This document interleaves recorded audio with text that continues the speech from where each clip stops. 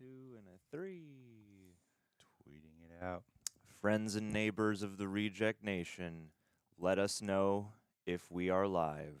This is the part where you tell us you are the most crucial part of the beginning of this live stream. So sound off in the comments. Let us know that we're live and leave a like. My name is John. This is Greg Alva, the realist reject, and of course Coy Jandreau, the comic bookiest comic book to ever comic book. Yeah. And we are here to discuss the Black Panther Wakanda most always. John does more intros. I like his intros. So, guys, leave down in the comments what you guys thought of Black Panther Wakanda Forever. We saw it again just last night on I've seen it IMAX twice as well. Yeah, did you see it on IMAX? I did. First viewing. Freaking beautiful on IMAX. Stunning. It's beautiful. I see some people on Twitter like talking about how AMC has this weird lighting issue, and I've experienced that with them and Cinemark, but IMAX, they're pretty good. Yeah, I had no issues in IMAX. Top tier quality when you get the best screen possible. When you spend $27, boy oh boy, is it $27. Yeah. We're going to keep one screen bright enough. AMC A-List, however, exceptional value. Bring back the OG logo. The logo changes like every 2 years. So don't worry. Which one's your OG logo? In 5 to 10 years, it'll be time to go retro, and then the OG Nostalgia logo will I've seen come nothing back. but praise on the new logo.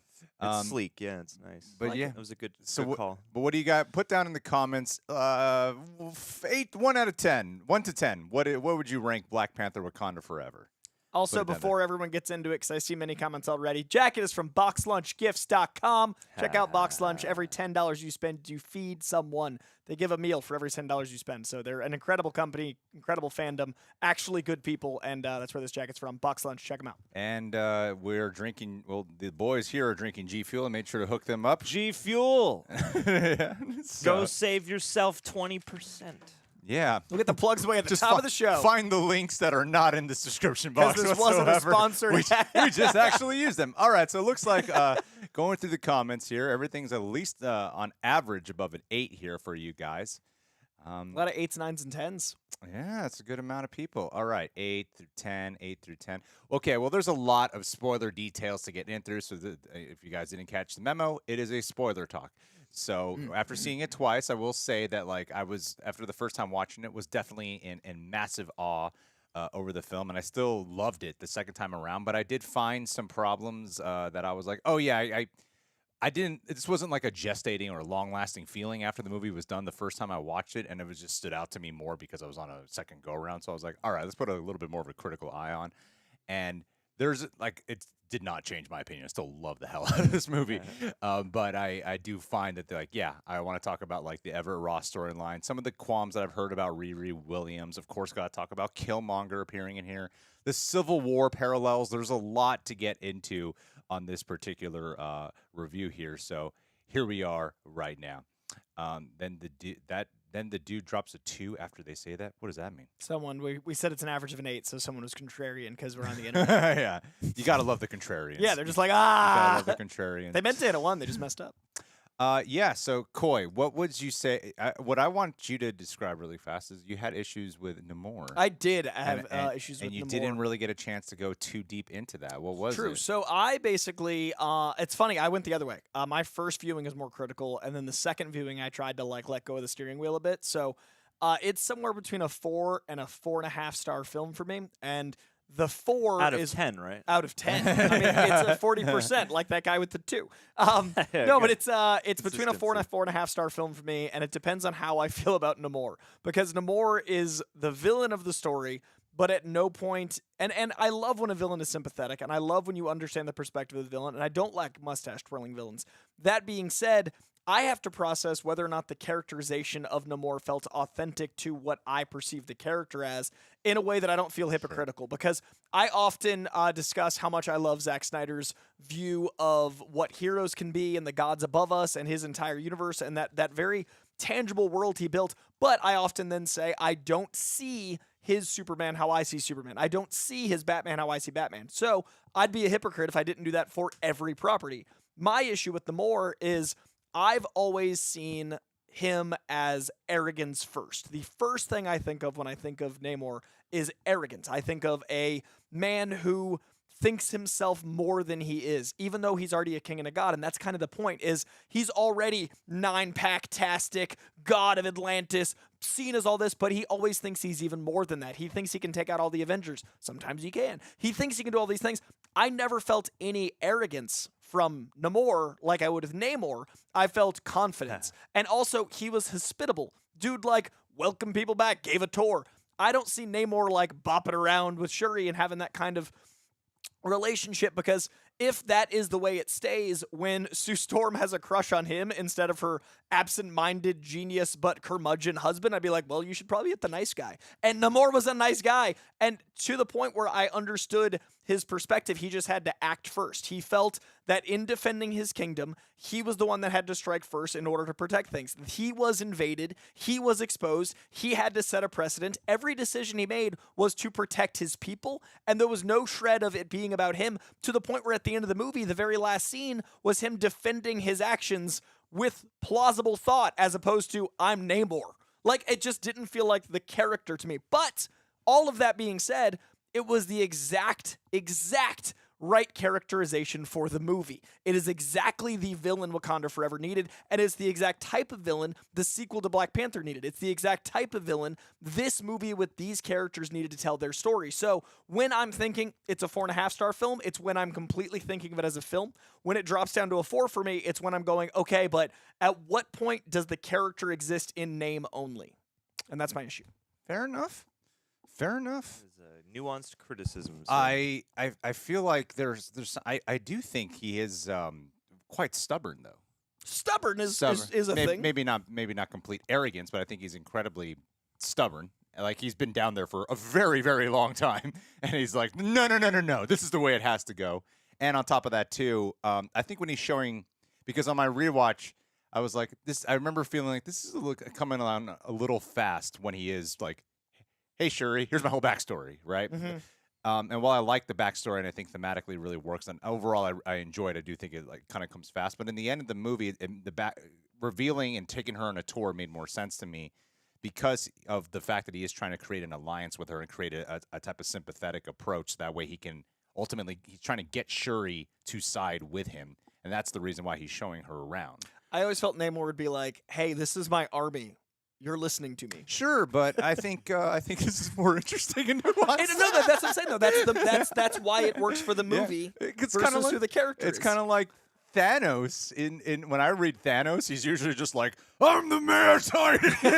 But then you watch Infinity War, and he's kind of like calm and cold and calculated. You know, so I think having a bit of a different approach. But we got some super chats I would like to hop into.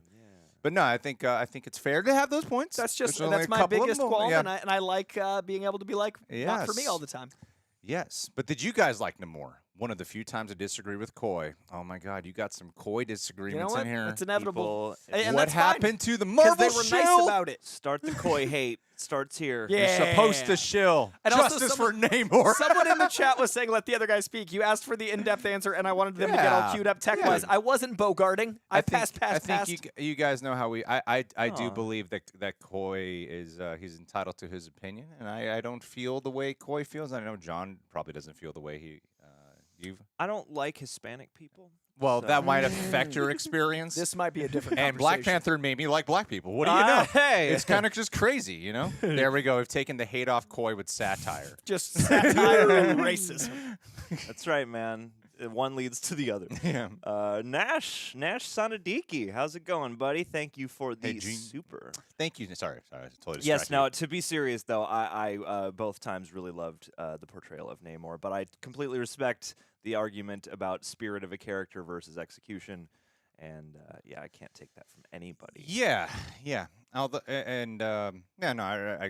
feel like it's one thing for me to like yell at Coy and be like, it's not the same thing, but I also know what it's like to be in Coy's position. Or I'm like, I where I'm just wanted to but say I this." really have a clear perspective on who he was. I don't So, think yeah. I'm being unreasonable. Yeah. here, He was an yeah. exceptional Cuckoo Khan. Yeah. Like, I get 10 out of 10 Cuckoo Khan. Yeah. And that was the great villain for the movie. Cuckoo Khan.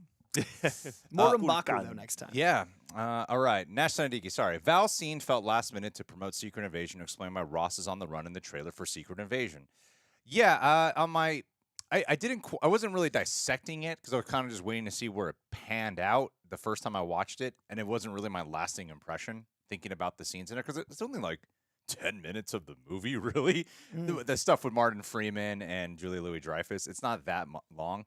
Although when I do watch it the second time, I'm like, oh yeah, this shit is, most of it is really unnecessary in terms of moving the plot forward. Like, I think there's a thematic thing they're trying to touch on, because I know it's something you really liked about it with, you know, the idea that like America's just on the sidelines being like, we should probably do something about it. this. It reminded me of Killmonger, Yeah. right? Like, because Killmonger is the American perspective, so I like that it's like, let's see how this all plays out, and then we'll take this stuff. I think there's an idea there, but nothing really becomes of it other than let's set up Martin Freeman to appear in Secret Invasion. You know, like it does, if you really think about it, that doesn't really do anything. That the actual plot, nothing happens from that. I think it gives outside Wakanda and Talokan stakes. I think it allows for it to feel like a global threat versus like the UN scene. If it ended right there, it'd be like, wait, we're not going back to that giant setup. And instead, it gives us a character we've met in the first film. It gives us a character we are already endeared to establish the stakes being global, to me. You hear this guy? Doesn't like Namor that much, but can totally get on board with this pointless Tolkien storyline. Hey, Martin Freeman and Julia Louis-Dreyfus deserve their day in the sun. I'm just acknowledging the scope of the story is expanded greatly by addressing the worldwide phenomenon of war. I think it makes sense to have that plot thread as a part of everything going on. However, yes, if you look at the movie comprehensively, it is the thing you could remove the most easily without enacting any kind of change for the most part, except for how they find out who the scientist is. Yeah, I mean, I think the one scene that was truly necessary, because I think if they had sacrificed that screen time and given something, which I will go into later, and given something to Riri Williams instead, another scene for her, then I think the issue that people have with saying that Riri feels more like a setup for Ironheart than feeling necessary. There's one scene I think they could have given a Riri instead for that screen time that would have made that package feel more complete. Yeah. Olenti. Well, thank you, Nash. Thank you to anyone who contributes to the super chats or Streamlamps, by the way. That means a lot. Thank you. Are we still live, John? Yeah, we are. Okay, cool. Olenti. Missing the live to watch BP the second time, 10 out of 10. I'm glad to hear you go watch Black Panther Wakanda Forever the second time. Appreciate your support. Contribute to the film industry. Nash, John, why don't you read it? I wanted Namor, or Namor, however you prefer, to yell, "Save Martha!" in that moment. And I think that would have been the most, the best call. I think that would have been subtle and a good olive branch extension for the inevitable crossover. You know what Andrew Gordon, our friend and family member of the Real Rejects, pointed out to me is that the true connective tissue of both universes is Anderson Cooper. He's in both universes, and thus, that's how we get there. That's how we cross them over. The amalgam universe is Anderson Cooper's beautiful hair. That's right. It never changes. He just clips it on every The morning last like a Lego. Targaryen, Anderson Cooper. I did love that moment a lot, and like Andrew was reminding us yesterday of how that really does mirror T'Challa in Civil War when he decides ultimately not to kill Baron Zemo. It's a great mirroring. I also just like when we have the global impact. Like, that to me, I like when Marvel feels like it affects more than just New York. That's why I think I like the Martin Freeman stuff so much. Kind of. It doesn't actually affect anything other than, hey, let's just discuss maybe doing something. Richard Schiff from the West Wing comes in, and Richard Schiff West Wings his heart out, and he gives me stakes. I think that whole scene at the UN is necessary to set up of when they do go into the Talokan waters, and then they have the vibranium detector. And then the follow-up scene I'm talking about with Richard Schiff and the four of them in the room, and they're like, well, I don't think you should have made Wakanda. Like, that'd be a bad mistake to make Wakanda. Nothing happens from that scene. We have the impending ticking time bomb of maybe a third party. But nothing. It literally amounts to nothing. He doesn't even know what scene you're talking about. I can't tell what Julia scene we're at. Louis-Dreyfus. Oh, where they're in the kitchen with no, Anderson Cooper. The one the one that's filmed in the Boston police station that they called the Langley, where they like zoom in and like four of them are sitting in a room. Oh, yeah. And Richard Schiff is like, I think we should invade Wakanda. And Martin Freeman's like, I know the Wakandans. You don't mess with Wakanda. Julia Dreyfus is like, I'm playing both sides. He's the expert. Yeah, could have been canned. It would not have changed the movie at all. And its scope. Before the next super chat, we need to do a quick drip check because Julian T says, Coy, the jacket is everything. Where did you get it? And I want to know where you got it. This jacket is from Box Lunch. If you go to boxlunchgifts.com, they donate every $10 you spend, they donate a meal to people in need. So you're literally helping feed people that need it most. And it's authentic fandom, and it's branded, so it's like quality. I love Box Lunch so much, and you can get it there. Humanitarian drip. Ben Rafferty. No, we did not do Pandemic. We did not do Pandemic Jones. I am a jerk, especially to our beloved patrons. What's more arrogant than a man wanting to invade the whole world? A man that feels like he's defensively challenged to because he's 3/4 of the world, and the surface people have done nothing but steal from him. Barely been challenged. It's not. He lost his entire home and heritage. Been many years. In the when 1600s. are he and Orm going to team up is what I want. I didn't like understanding. Lost everything. Let's see. No, Mox, we will talk about that scene. I promise you. Which is the scene in Talokan. I'm assuming you guys don't read the live chat. The scene when Shuri's going through Talokan. I really want to talk about that. Pandemic Jones. Phenomenal movie. I loved it more the second time. I could talk about it 4 hours. Second viewing, I noticed that Nakia and T'Challa's son greets Queen Ramonda's when she goes to Haiti. Hope y'all are doing well. That's a really good catch. What I noticed on the second time, watching it was when they're at the river when they want to burn the robe, when Ramonda wants to burn the robes and Shuri doesn't want to. Before Namor shows up, she's about to tell her. Yeah, that line of dialogue where she's like, "Well, actually, T'Challa. Oh, I need to tell you something about your brother." And, the second viewing gives you so many great plants for her knowing, and I loved how speaking to what Pandemic Jones is saying is how casual he was towards the Queen, and it showed their relationship. Like, he approached her like they knew each other, and you don't realize that until the second viewing that it's his granddaughter. Yeah, exactly. She should be a pretty recognizable face. All the children of Haiti would know who Queen Ramonda. I mean, obviously, who wouldn't know who Queen Ramonda looks like? They all watch the television, don't they? Well, Angela Bassett probably also exists in the universe, so they just think it's her. It's just actress Angela Bassett. Ben Rafferty. Coy, you want to read it? Might not be top 5 movie for me. However, I think its ending is arguably the best ending of an MCU movie to date. Beautifully done. There's a certain video on this very channel you should watch starring Greg and myself discussing this exact thing. I think it is an immaculate ending. And I loved watching it with because we saw it on IMAX yesterday, and I was at the very, very top row, so I just kind of took the moment to look around and just take in everyone who's like crying and stuff at that scene. And like, you know, you see people who are leaving out right when the credits roll, and you're like, what a bunch of idiots. Like, come on. You know the game by this point, don't you? You 30 movies in. You know 30 movies You know the game. You stick around. And it communicates differently for this one because this time you're not like, but you need to know what the next Easter egg is. It's like, no, like the emotional wrap of the story hasn't concluded entirely yet. Like, don't rob yourself of that. It only gets more painful in 12 seconds. Stay for it. But that is something I appreciate is like not to be a Scorsese or whoever else, Christopher Nolan, the most recent person bitching about the MCU, but like it is one of the MCU movies that ends the most like an actual movie. Yeah. Like a real emotional story. I personally love that they didn't do any sort of Doctor Doom post-credit scene. I think that it would have felt like, here's a You can go rot in hell, Coy. Well, Coy, always go for the setup. Go for the Doom. Always go for the He said he was a mutant in the movie. Come on. How many videos have I made about Doom? And I'm saying it would have felt like a commercial. Like they gave us an emotional, resonant ending instead of giving us a commercial for the next thing, and I respect that. Yeah, no, I agree with you, man.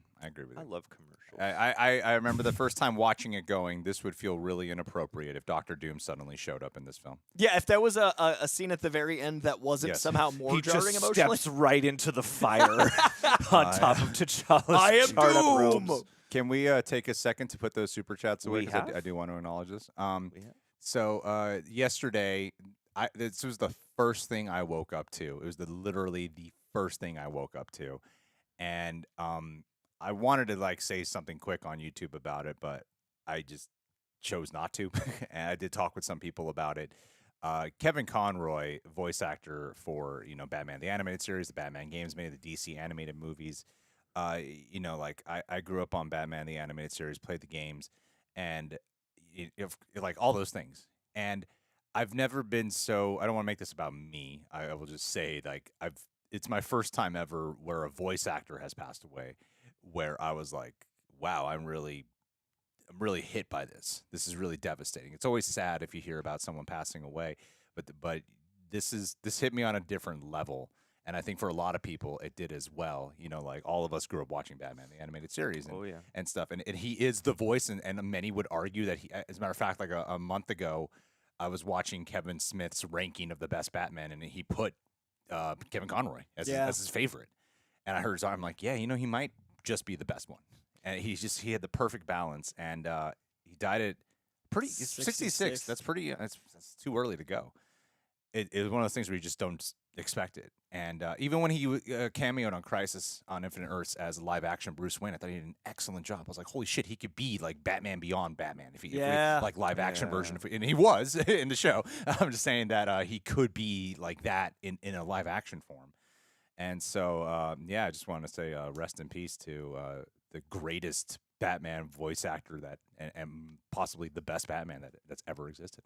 I do love the universal respect and an admiration of everyone with this loss, where there is this collective, like, it's not like James Bond where everyone's got their favorite James Bond. Like, there's as many Batmans, and I feel like everyone's like, Kevin Conroy, pick your Batman. Like, there's always that, like, he's and what I love about him so much is that there was always a very strong awareness of what he meant to people and what we meant to him. Like, he's one of those people that goes to cons constantly and is just in the fans and having that like moment of like sharing the love of the character with them. He never seemed like, I'm over here as Batman and you're over there as fans. Like, I want to be with you. And I just love that we live in a time where he got to know how much we loved him. Yeah. And that's not everyone gets that. So I'm at least glad that the silver lining is that man knew he was loved and he knew what he meant to us. And I'm at least happy for that. He made a massive impact. So yeah, rest in peace, Kevin Conroy. You were phenomenal. And we know a lot of voiceover actors, you know, and so I see it in the community. I was like, wow, this is really... It's a ripple. I've never seen it quite happen before. In my personal experience, I haven't. So yeah, rest in peace, Kevin Conroy. Anyway, let's transition back to this really happy movie. It's going to be a great thing, but I did want to take a second to talk about that. You know, it's in the spirit of mourning. Yeah. Certainly. All right. Thank you, Janine. Janine the machine in the chat. Hey, Janine. Yes. Fellow schmo. Yes. All right. And that's the other thing, like what Cena's pointing out in the chat, and then we'll move back to Black Panther, is that there are some people who didn't grow up on the animated series but grew up on the games. And that's another thing that made Kevin Conroy so unique was he used decades, you know, of this guy in different iterations of Batman, but kept the thing that was constant was his performance. Yeah. You know, like he could be in the animated series, he could be in one of the random movies, he could be in the games. And that's how a lot of people were not introduced to him via the animated series, you know? And I love that he's every medium's potential Batman. Yeah. Like, he just has that. He's got he's a perfect blend of Bruce and Batman. Oh, yeah. Well, and like Janine pointed out, it's like having the two voices distinct, and also just the way in which it's adaptable between media. You know, it's like you have your quintessential Batman animated series, but then the way it morphs depending on if it's a game or whatever else. I saw Kevin Smith reposted that clip of him in, what is it, Yoga Hosers? It just tickled me so much because, like, he's also, I think, an underrated just actor in general, and the way that scene plays out where, like, he's trying to buy the cigarettes, and then, you know, they mouth off to him, and his demeanor just changes, and he's like, let's go, Robin. It's just like a perfect, weird little meta, So I'm trying to see this timestamp thing there. I'm trying to make chapters to put in later. Oh, that is a very smart idea. Trying to think ahead here. Anyway, we got some more Kevin super chats that have been Conroy coming in. I just want to make it like that way for playback. People can hop around later on. Beautiful. Why don't we refresh that one last time, John?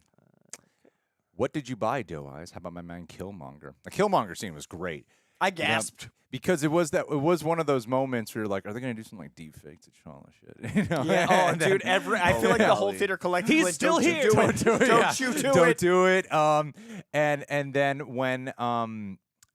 when he did appear, it was like, okay, I mean, yeah, you would have to have him appear because you can't get Chadwick Boseman to do it. But the way they used Killmonger specifically for a narrative purpose to improve Shuri's story, I was like, oh my god, genius use of it, and he just slips right back into that role that Ryan Coogler. Well, those stages of four grief, films right? together those guys have done. Oh yeah, I love that he's the good luck charm of Ryan Coogler, but also like I love that the stages of grief are so clearly represented by different people, right? You've got like acceptance with Angela Bassett. You've got you know the anger with him, and we need to see her go through all that, and I love that we get personifications of it to add to the visual nature of movie making. Yeah. And I love that he got to be that. And him and Chadwick were such good friends. I'm really glad that he got to be in this movie. That felt Exactly. right. No, amazing. It was an amazing standout scene. All right, let's go back to here. Jay. All right, so this conversation is going to be about hopping between why Coy loves Martin Freeman and Julia Louis-Dreyfus in this movie and why we don't. Oh yeah, and my hatred for both the you character, see the pure characterization. hatred for Namor. No nuance, just hatred. just not the fact Black that he actually and white. acknowledged he likes it, but At the top and bottom, but hatred. It's a hatred Oreo. yeah. With a loving cream in the middle. The whiteness of Martin Freeman in the middle? Is that what you're saying? Jay says, I get Coy, but I thought he was pretty arrogant. It's just manipulative, disguised his arrogance. See, that's the thing is, I would actually have to agree is that the way he was going about it, like while he was justified in his motivation, that doesn't negate the fact that there was that arrogance of the fact that he just refused. Like the whole thing, I remember the first time watching it being like, Jesus Christ, man, let this whole thing with Riri go. It did feel that way. Like, come on, seriously? Like, let it go. And to the point where, like he was so desperate to be understood, but the last thing he was willing to do was understand them. And understand someone else's perspective. While even Shuri was trying to understand and really was making the effort, Namor just would not understand. And that's part of his arc, is that he does understand in the end. Is it a question of having an arrogance of attitude, like I see myself as this lofty god, rather I think than that's part of it. I He's think not it's also boastful in this movie. Yeah, he's should he not be boastful? Yeah. Is that the thing? Yeah. I also felt like he genuinely listened to all of his underlings. Like, I felt like he listened to his two generals and to, like, the people, and I don't feel like Namor does that. I feel like Kuku Khan does that, but I feel like there's no way that he would take anyone else's advice in the personification of how I perceive him. Because that's how he loses so many fights. The only way to beat Namor is by convincing him of his own, like, folly. And, like, this dude, like, you need to trick Namor into winning because he is as strong as the Hulk. This guy is, like, listening to you. Yeah. Okay. Interesting. Dude, it's okay to be alone in this Every island. chapter is going to be back to Namor. back Isn't that to great? arguing with Coy about great Namor. That you guys loved it so much that you have that Yes. stance. That's great. I did have a quick question to pose that was more related to the Killmonger and Ryan Coogler. Do you think Ryan Coogler will return to the MCU? Maybe. Just give him some time. I want Ryan Coogler to get some sleep. Bronson plays. You know what seem we real wanted to tired. do for you, Bronson? John and I talked about this already. Yes. What we wanted to do was shoot a reaction for you and just send it to you so you have for your own personal use. Aw. You can do whatever you want. You can upload it. do whatever you want. Yeah. So thank you, Bronson. I was like, you know what? Let's just give him a dedicated video. We are ready for Here, Daredevil you can do versus whatever you want with Punisher. it, man. We're going to shoot that today. And yeah, I mean, we're just going to keep it uncut. It'll you be can, you can a edit it. raw. There's not even yeah, going to be your footage in there. a raw reaction just for you. Mo Tossum. I couldn't get fully immersed in the film. Something big was missing, and that was T'Challa. Thoroughly enjoyed the film, though. I find this an interesting. What time? You know what? I don't have time to write down what the chap. I'm just gonna write down It's 28 minutes. 28:06. All Yeah, right. you'll have the rough yeah, area. I'll just figure out what we're talking about then. I couldn't get fully immersed in the film. I've noticed that. Now, I'm not saying this is what you were going through. I'm not saying this is what everyone was going through. But I have noticed through having many conversations with people about the movie is that it's a funny thing when grief. And I'm talking about friends that I know that have either not really dealt with something devastating, or a couple of people I know that have dealt with something devastating, but they have said, like, I just didn't have time to grieve over it. I didn't have time to deal with it. You know, they kind of didn't want to go through the process. And it's not a slight against them. I think that, you know, like I did feel like the missing presence of T'Challa, but I think that's kind of the point. I think his absence was consciously felt. Yeah, and I do notice that there is sometimes, and I'm not saying this is the case, it could just be like you don't like the filmmaking, you don't like the storytelling, all right? I can gladly acknowledge that. I do know that sometimes people have a hard time allowing themselves to feel for something this heavy. And that's also playing on something really real because Chadwick Boseman did die, and that's obviously a part of the film.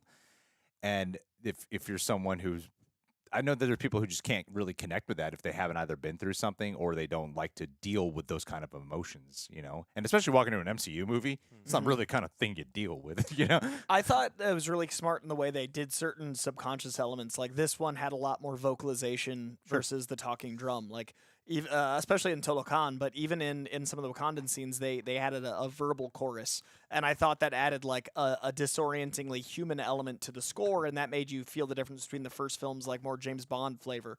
If you look at the first movie, even like the chase scene's a great example. If you look at the first film, the chase scene, it feels very much like a James Bond chase. It's got like those spy elements and there's gadgets and like, they're in suits. All of that feels very James Bond. And I've always thought of Black Panther as very James Bond-ish.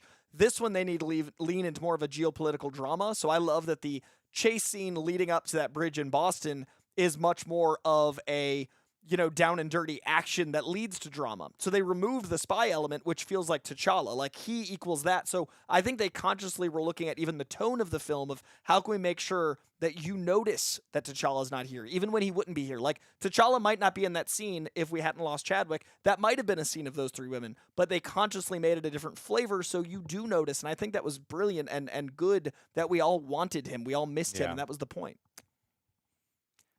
I mean, I can't really take away, like I think you guys have just made very eloquent and very solid points.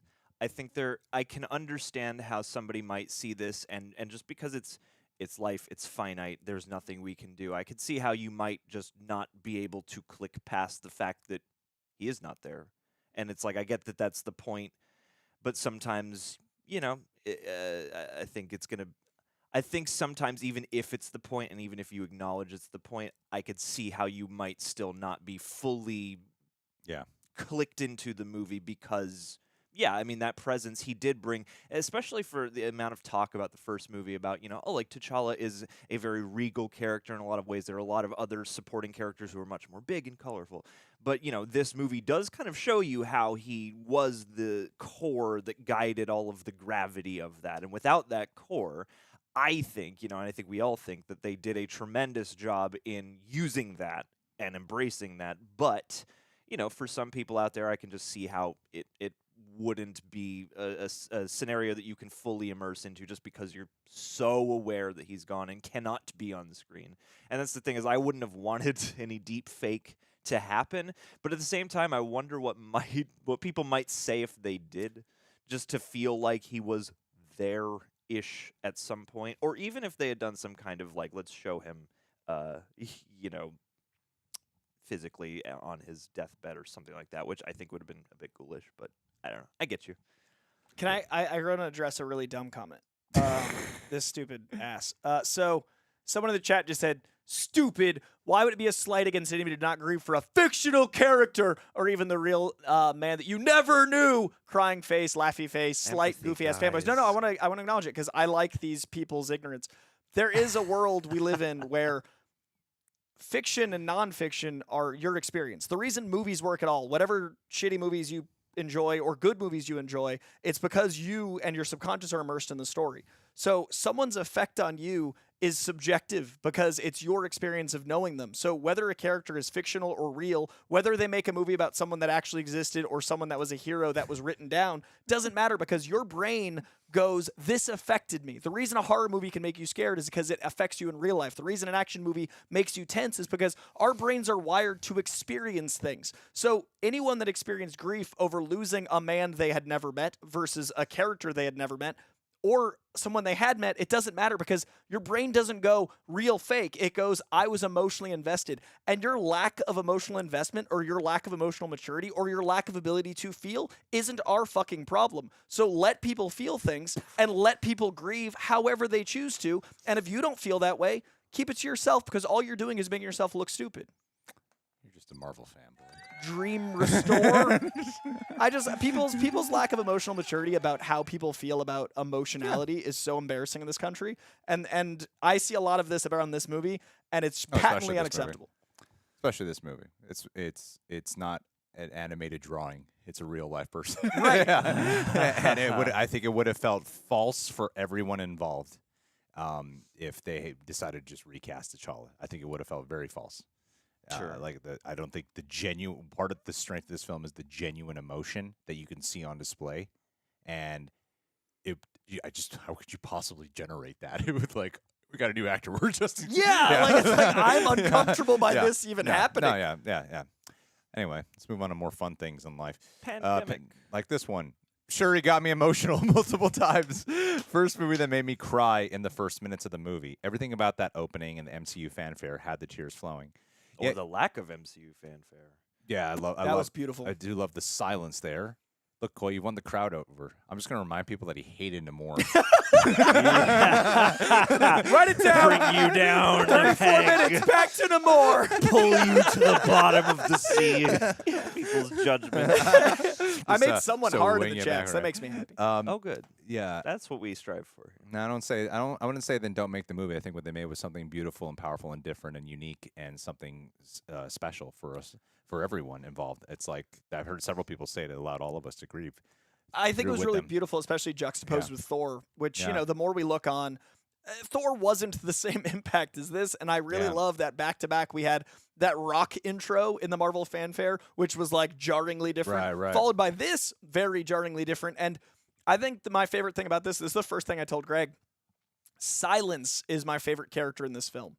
I think that when you're going through emotion, the thing you avoid first is silence. I think when you're going through loss, the thing you avoid first is silence. Feel it. And I love that this film went from violent cacophony, sight, sound, stimuli to jarring silence so often. Even the bridge fight, which we haven't talked about yet, but is incredible. I love that you actually heard the actual impact of things, and they used it, and it felt like a dance, and it felt like a real tangible thing. And then the film bookends with just wind and thought and silence. The sound of Shuri at the end of the movie is the opening Marvel fanfare. That's the same wind. That's the sound design of this film is you need to feel uncomfortable to grieve. And there's little as uncomfortable as silence. Go in an elevator with some strangers. Yeah. It's a very powerful thing, the absence of something. And what is more translated than the absence of someone than the absence of sound? What is more linear a feeling of we all universally as a human race feel that tension when you know something is missing. And I loved that was how they did the sound design here. I think this is the best sound design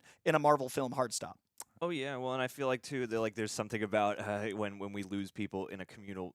Yeah, forget it. When we lose people in a communal sense, I feel like there's one thing to all be tweeting about it or something like that, but this is a situation where everyone has come together to make this thing to give to the to give to everybody, and then we all go. It's like everyone goes to church, but except it's more broad because it's the movie. I like that. Yeah, it's a It's like- community grieving film. Yeah. Knight Captain, do you think if T'Challa was still around, would Namor be more aggressive and more like the comics' arrogant a-hole? I will never live this down. No. You set yourself up, man. Every live has one recurrent question, and this is it. I feel like if T'Challa was alive, that if there was a conflict that was 1-to-1 and there was someone he felt might be his equal, it would be a proving ground. If he is a Kukulkan and is the god, the serpent god, and people perceive T'Challa as a god, I think the absence of a god figure in Wakanda is why he felt like he could be less arrogant and he could be all smooth and charming. I do agree that was a part of it, and I'm not denying that was smart personification. Again, this is the perfect Kukulkan for the film, but I would posit that if there was someone he saw as his equal, it would give him the opportunity to show a boastfulness we didn't get to see, and I'm hoping 100%. that's what we get to as we get more Namor. Well, I think when at the very ending, I think he is a little bit more compassionate and sympathetic. As much as commentary like this can upset people, a big part of it is his relationship with his mom, Namor's mom, and then when he's having his showdown with Shuri at the end, and Shuri is trying to make an alliance, a last minute alliance.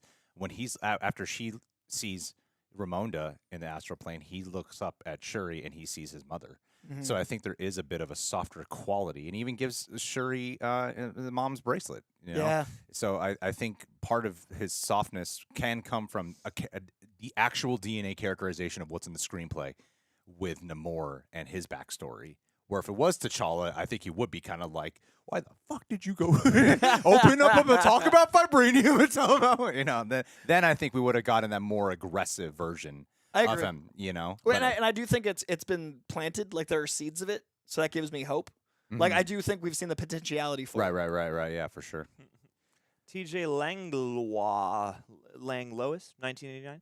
Thank you for the contribution. I really enjoyed the movie, but I think they should have found a better way to introduce Riri. I enjoyed her, but every time she was on screen, it felt like someone had yanked me out of the theater.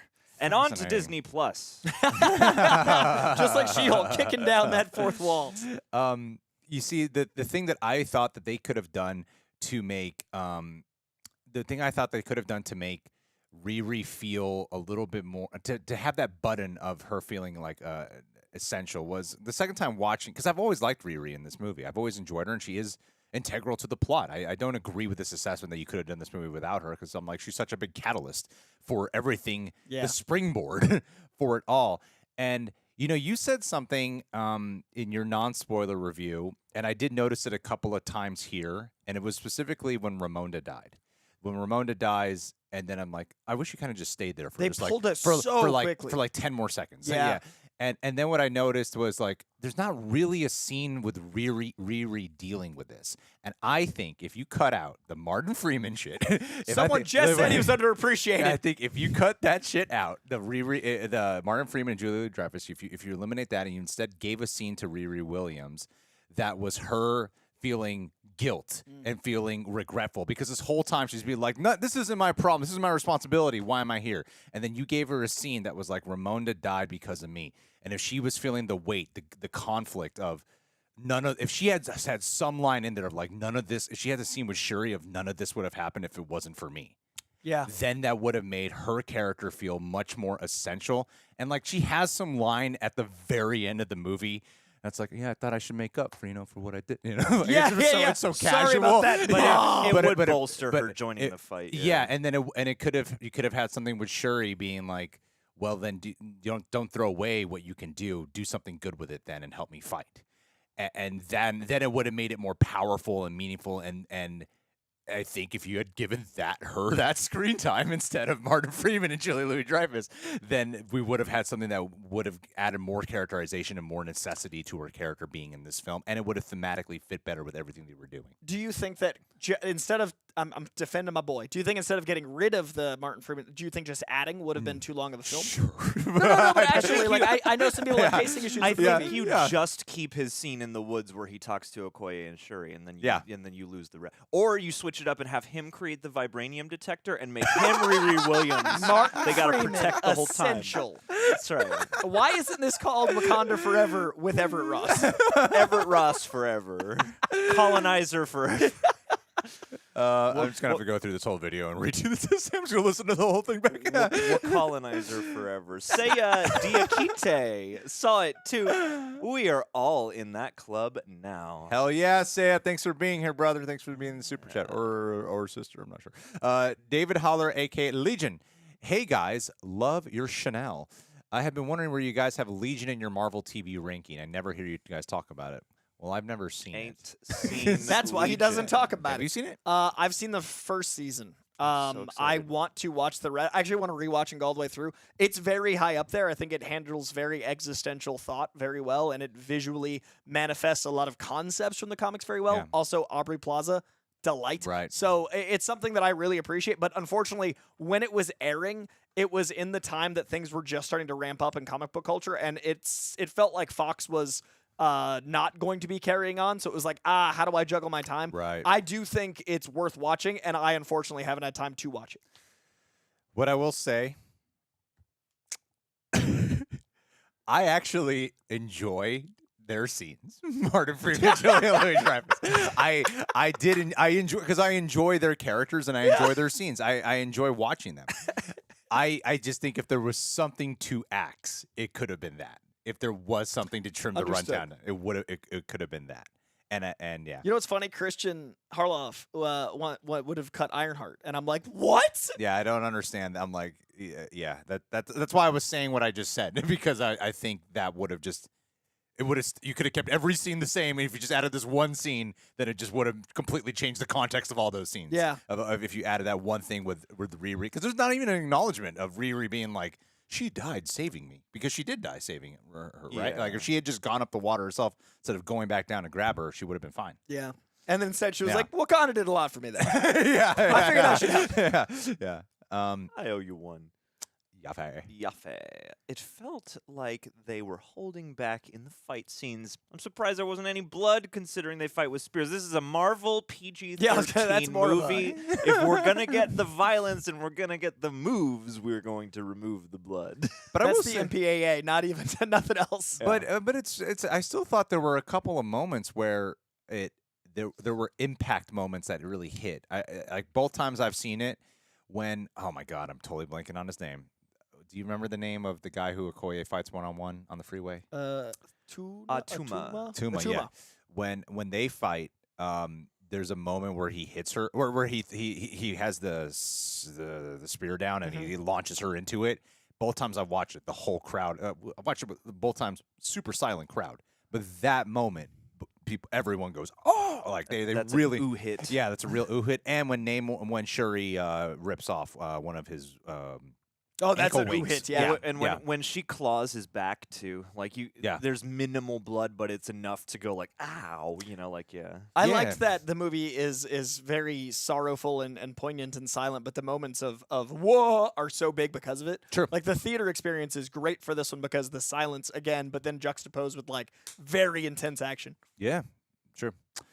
Motossum, the nighttime underwater see in IMAX. I didn't experience that Yeah. very Very time. clear. Yeah. but I've heard this complaint. I have I have as well, but I didn't yeah. experience it either time personally. Theaters might be keeping their bulbs a little low. Yeah, save that money. It happens. Yeah, no, it could be a projection problem, or maybe it is the fact that you do run into this issue sometimes when you do film because they shot it with an IMAX camera, but then when you convert it for a not IMAX screen, it can It loses really, a lot of that resolution. A Yeah. lot of the data that it gathered is compressed. yeah, so it just might not be registering. Dark, but also I think because oftentimes with CGI they might dark it up so that way it blends better, it looks more real.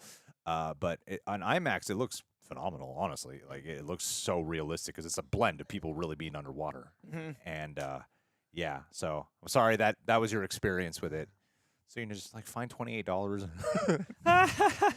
Buy the most expensive screening that you can. and sit in some uncomfortable seats for 3 hours to go experience those water scenes.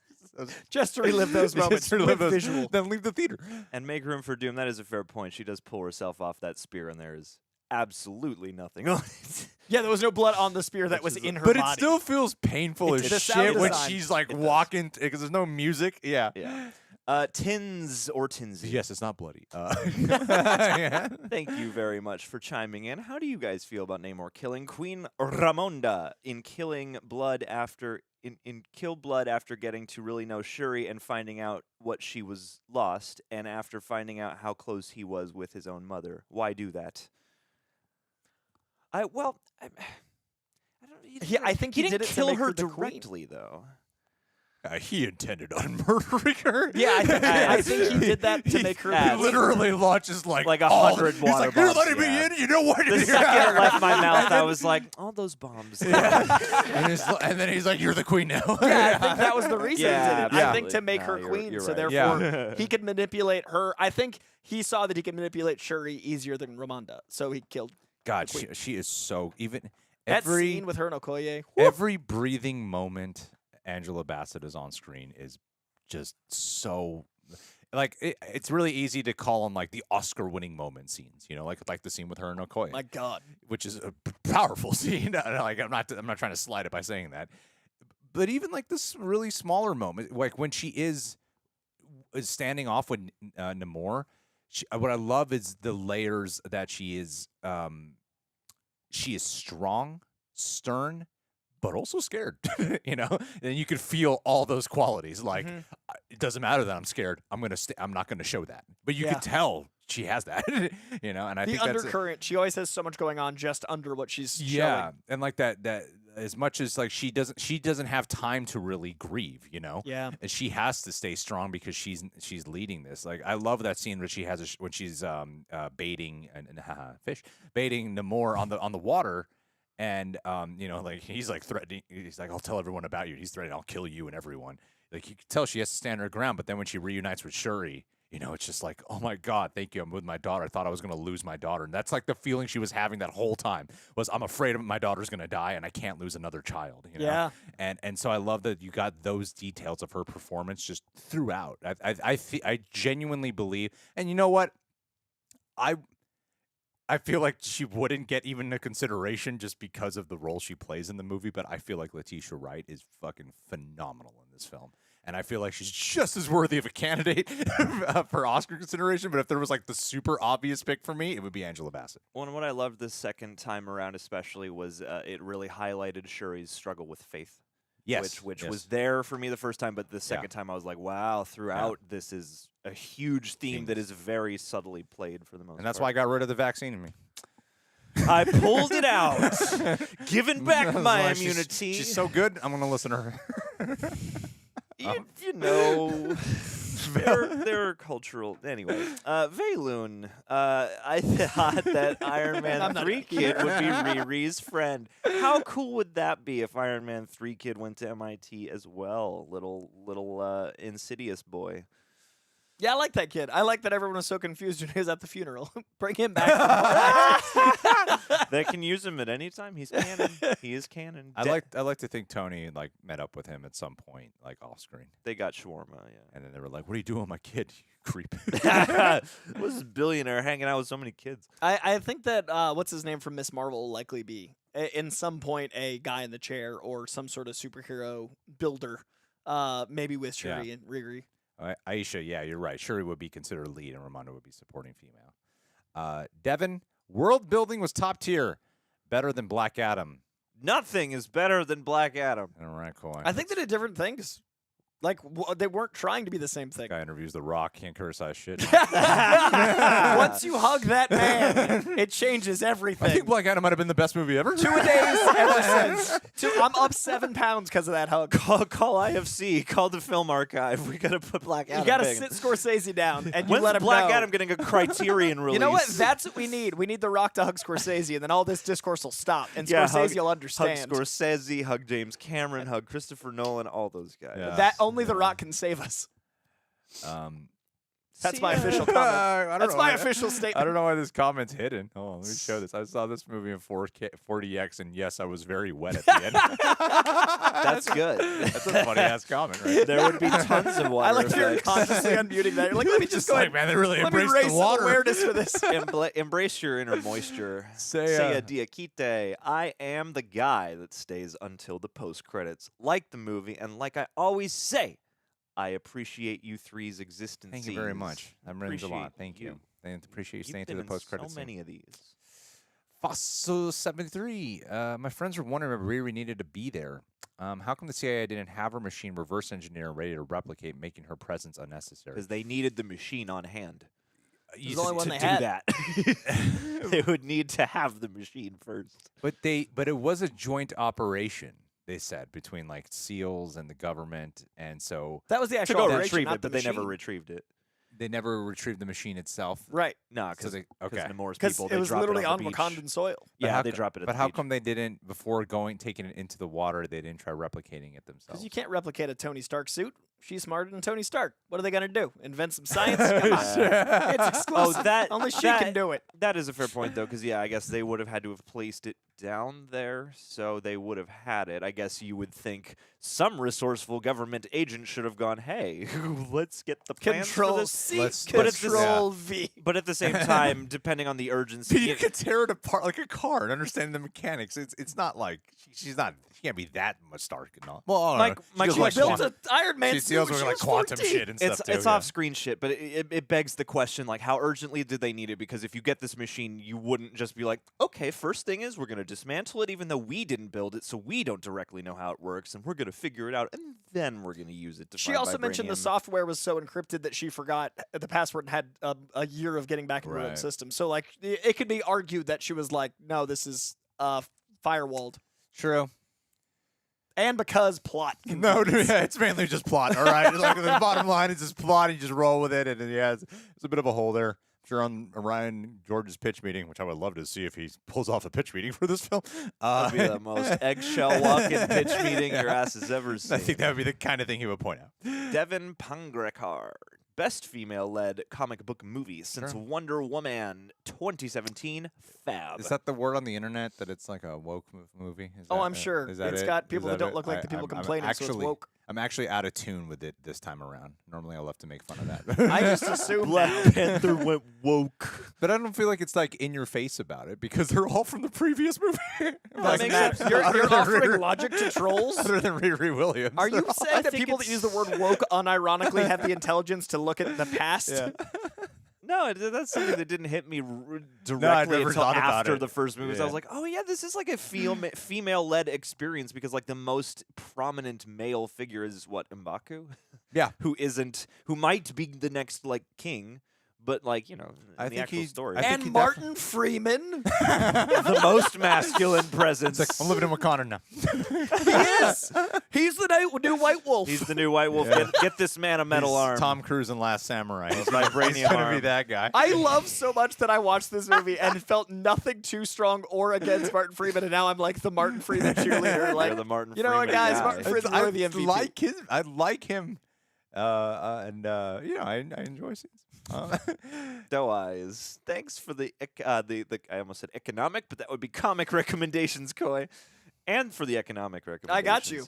Bought my first one last week, and now I'm hooked. Your first comic ever? Wow. Last week. Oh, that's Congratulations. incredible, dude. That makes me honestly. That means the world. You just compensated for 100 trolls. You if were the you are gateway reading drug. comics because of something I suggested, that is the reason I do all this. Thank you. What if they're reading the most racist, reductive comic? Do not go to Comicsgate's recommendations. They Oh are no, no. if you're no, reading no. good comics, I appreciate you. Oh no. He said one of my recommendations. I hope you enjoyed it. Do you think Coy gave a whole speech, Hannah, earlier about why the recast of Child movement shouldn't have, and we all agree. But the Soul Reaper in the chat did say, and I want to get a quick 10-second opinion here. Do you think Bucky should have been at the funeral? Ooh. The White Wolf. Yeah. Yes. Agreed. Yes. Yeah. That was less than 10 seconds. Ion Blush. Yo! That Killmonger cameo was Raise all the boss! defenses and get this man some golf clubs. I want it. I want That it. is my Hilarious comment. favorite I comment want so it. far today. Nice. Lightsaber. No, Thank that's you. hilarious comment. You're getting pinned, my dude. From Martin. man some from golf clubs. from Forever at Ross. Forever, Oh, ever man. Ross lives on. Yes. Eon Bloch. Yo, that Killmonger cameo was boss. Agree. Like we talked about earlier, I thought that it was a great use of narrative to propel the character forward. And also, you know, I would love if just for future movies, Shuri just keeps checking into the astral plane and get some like Sterling hardcore K. Brown. So, you know, Get like- every character Just to get every- cameo. Just Yeah, yeah, yeah. hardcore, hardcore motivation. Everett Ross shows up there at one point. You're not even dead. You know, I'm just out Guys, for a run. I'm in Wakanda now. No, I'm really, and I've talked about this on this channel quite a few times, but I am really curious about it. And also, thank you, Pyology. I said you said you read comics because of me now. Awesome, thank you. I do wonder with the Wakandan astral plane, with you know, the world of the Valkyrie, as well as the field of reeds, as well as all the things they looked at in Moon Knight. Are we going to have, you know, a look at the realms afterlives, right? Like, are we going to have something that addresses that we all have these different belief systems? So, like, is that something on the other side of a veil, much like a Miss Marvel? I'm really curious about if we ever get into that stuff. I totally listened to what you said. I know you did. You I could felt totally it. tell on You were camera so that I invested. wasn't whispering. Yeah, no, something it to looked John. like you were like, what is he? Yes. Is someone felt talking to me? What's going on? Yeah. I can't hear you guys. Let's see here. Oh, I'm back now. Oh. Berserker. Yeah, Keanu Reeves' comics, incredible. Yeah. Dark Heart. Yeah, there's people going to bitch. Every stream has a bunch of people coming and bitch. Especially this movie. Yeah. People have been mad since day one. Yeah, since they announced this movie. I've seen a lot of people taking issue with Shuri's ability to fight. I'm almost at, like, She-Hulk level exhausted, and it's only weekend one, but we'll see. Let's dance, Internet. I think I'm just so. I mean, I know what I could have, what I felt could have been improved, and I know what I really loved. I think I know my opinion on this movie just so concrete. Yeah, I've been that I looking at don't- that, right? Like, I don't think it's about my opinion being wavered. I think it's about, like, I believe that humans are inherently good. And I think every time a movie comes out that makes me doubt that, it affects my experience of humanity, not the movie. And I wish this was like fun, but like in real life, I believe that people are inherently wanting to make things better for other people just as a foundation. And when something like a movie comes out, which is art about sharing an experience, especially this movie that's about sharing something as important as sorrow and grief, about addressing something as important as emotionality, when people are pig-headedly, bigotedly, racistly, sexistly stupid, when they're stupid in such a specific way, it makes me go, hey, is humanity worth fighting for? And I know that there's going to be assholes in the chat in a couple of seconds going like, Coy, it's a movie, Coy, it's Marvel, Coy, it's comic books, whatever way you want to demean an experience, fine. But at the end of the day, it's looking at us as a culture, us as a community, that when something's important to a number of people, that it's enough people that decide, hey, that thing's that's important to you, let me find something to attack about it that's specifically stupid to rile you up. And then because of the nature of the internet, that's the thing that rises to the top. Controversy is the thing that goes to the top. Simple-mindedness goes to the top. So every bit of intellectualism, every bit of nuanced conversation inherently doesn't do well. So you've got studios that pay for this stuff, drowning the things that are actually investable, and the things that rise up are the things that are becoming Twitter now. Look at Twitter now, and I worry every time there's a property that's in any way important that the stupidity wins every time, and I just don't know if we can save people anymore. I don't know if it's possible. I think you should go home. No. I'm off the Real Rejects.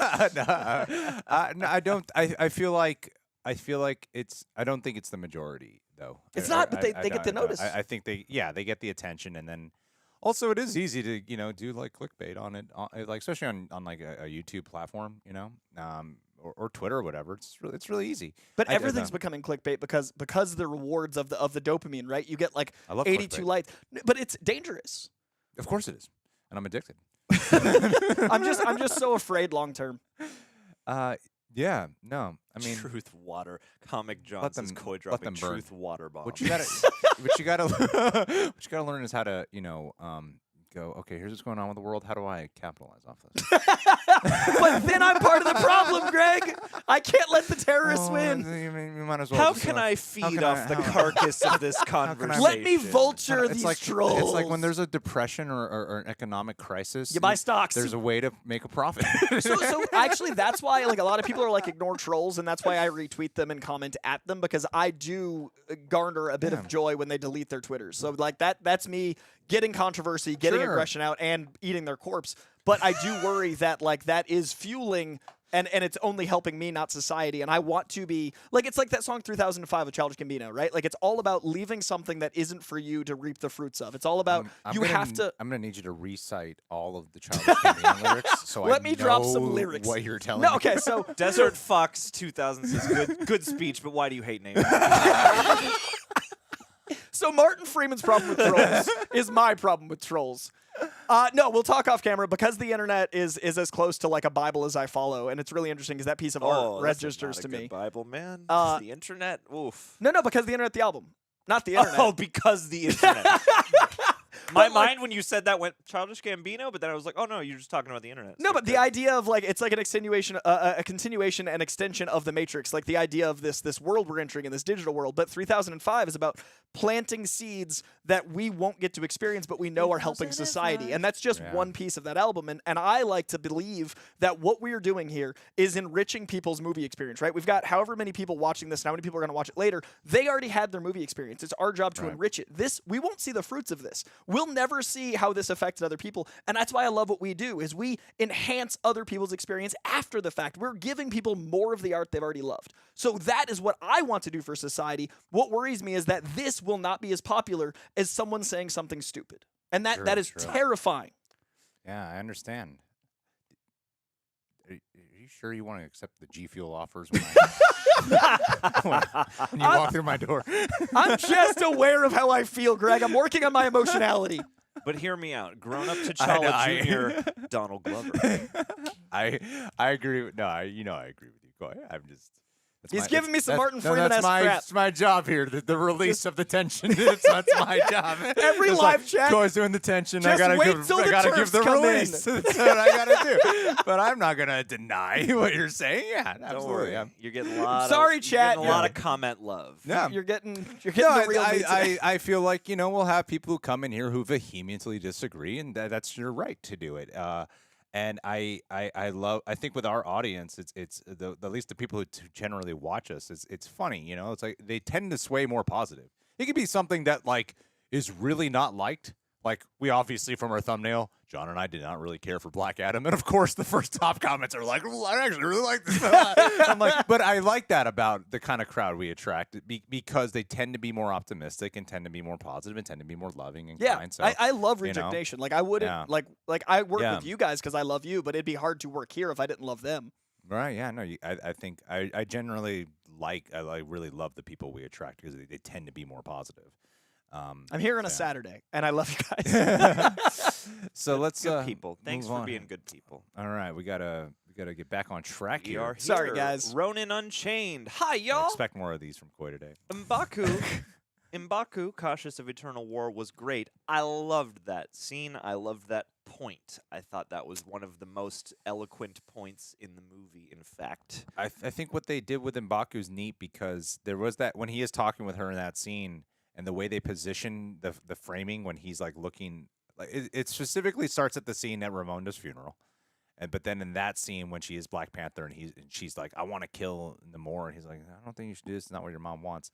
Where he's being positioned to be like the surrogate older brother for her now, and I think that was it was kind of beautiful how it works. Also, the continuation of the arc from the first film, where in the first film he's just seeking power, Right, and right. then this film he has the ability to wield power, and he does it maturely. And then at the end, it's him he's earned the spot to challenge for that power. Like I love the arc of M'Baku, especially in how I would have loved more of him, but I think whenever he's on screen, he does so much. Yeah, he's brilliant. I think he's so funny in this movie too. Winston Duke's hilarious.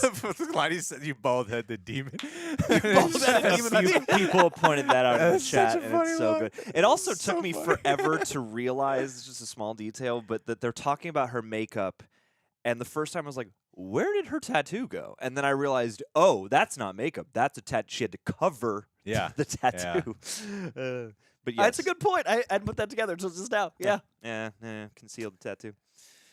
TJ Langlois, 1989, on Kevin Conroy. Shifting gears. I only ever saw him once at my only con, and it came as I rounded the corner on Writer's Row, and he was standing on his table and screamed, I am Batman! And it was extremely surreal.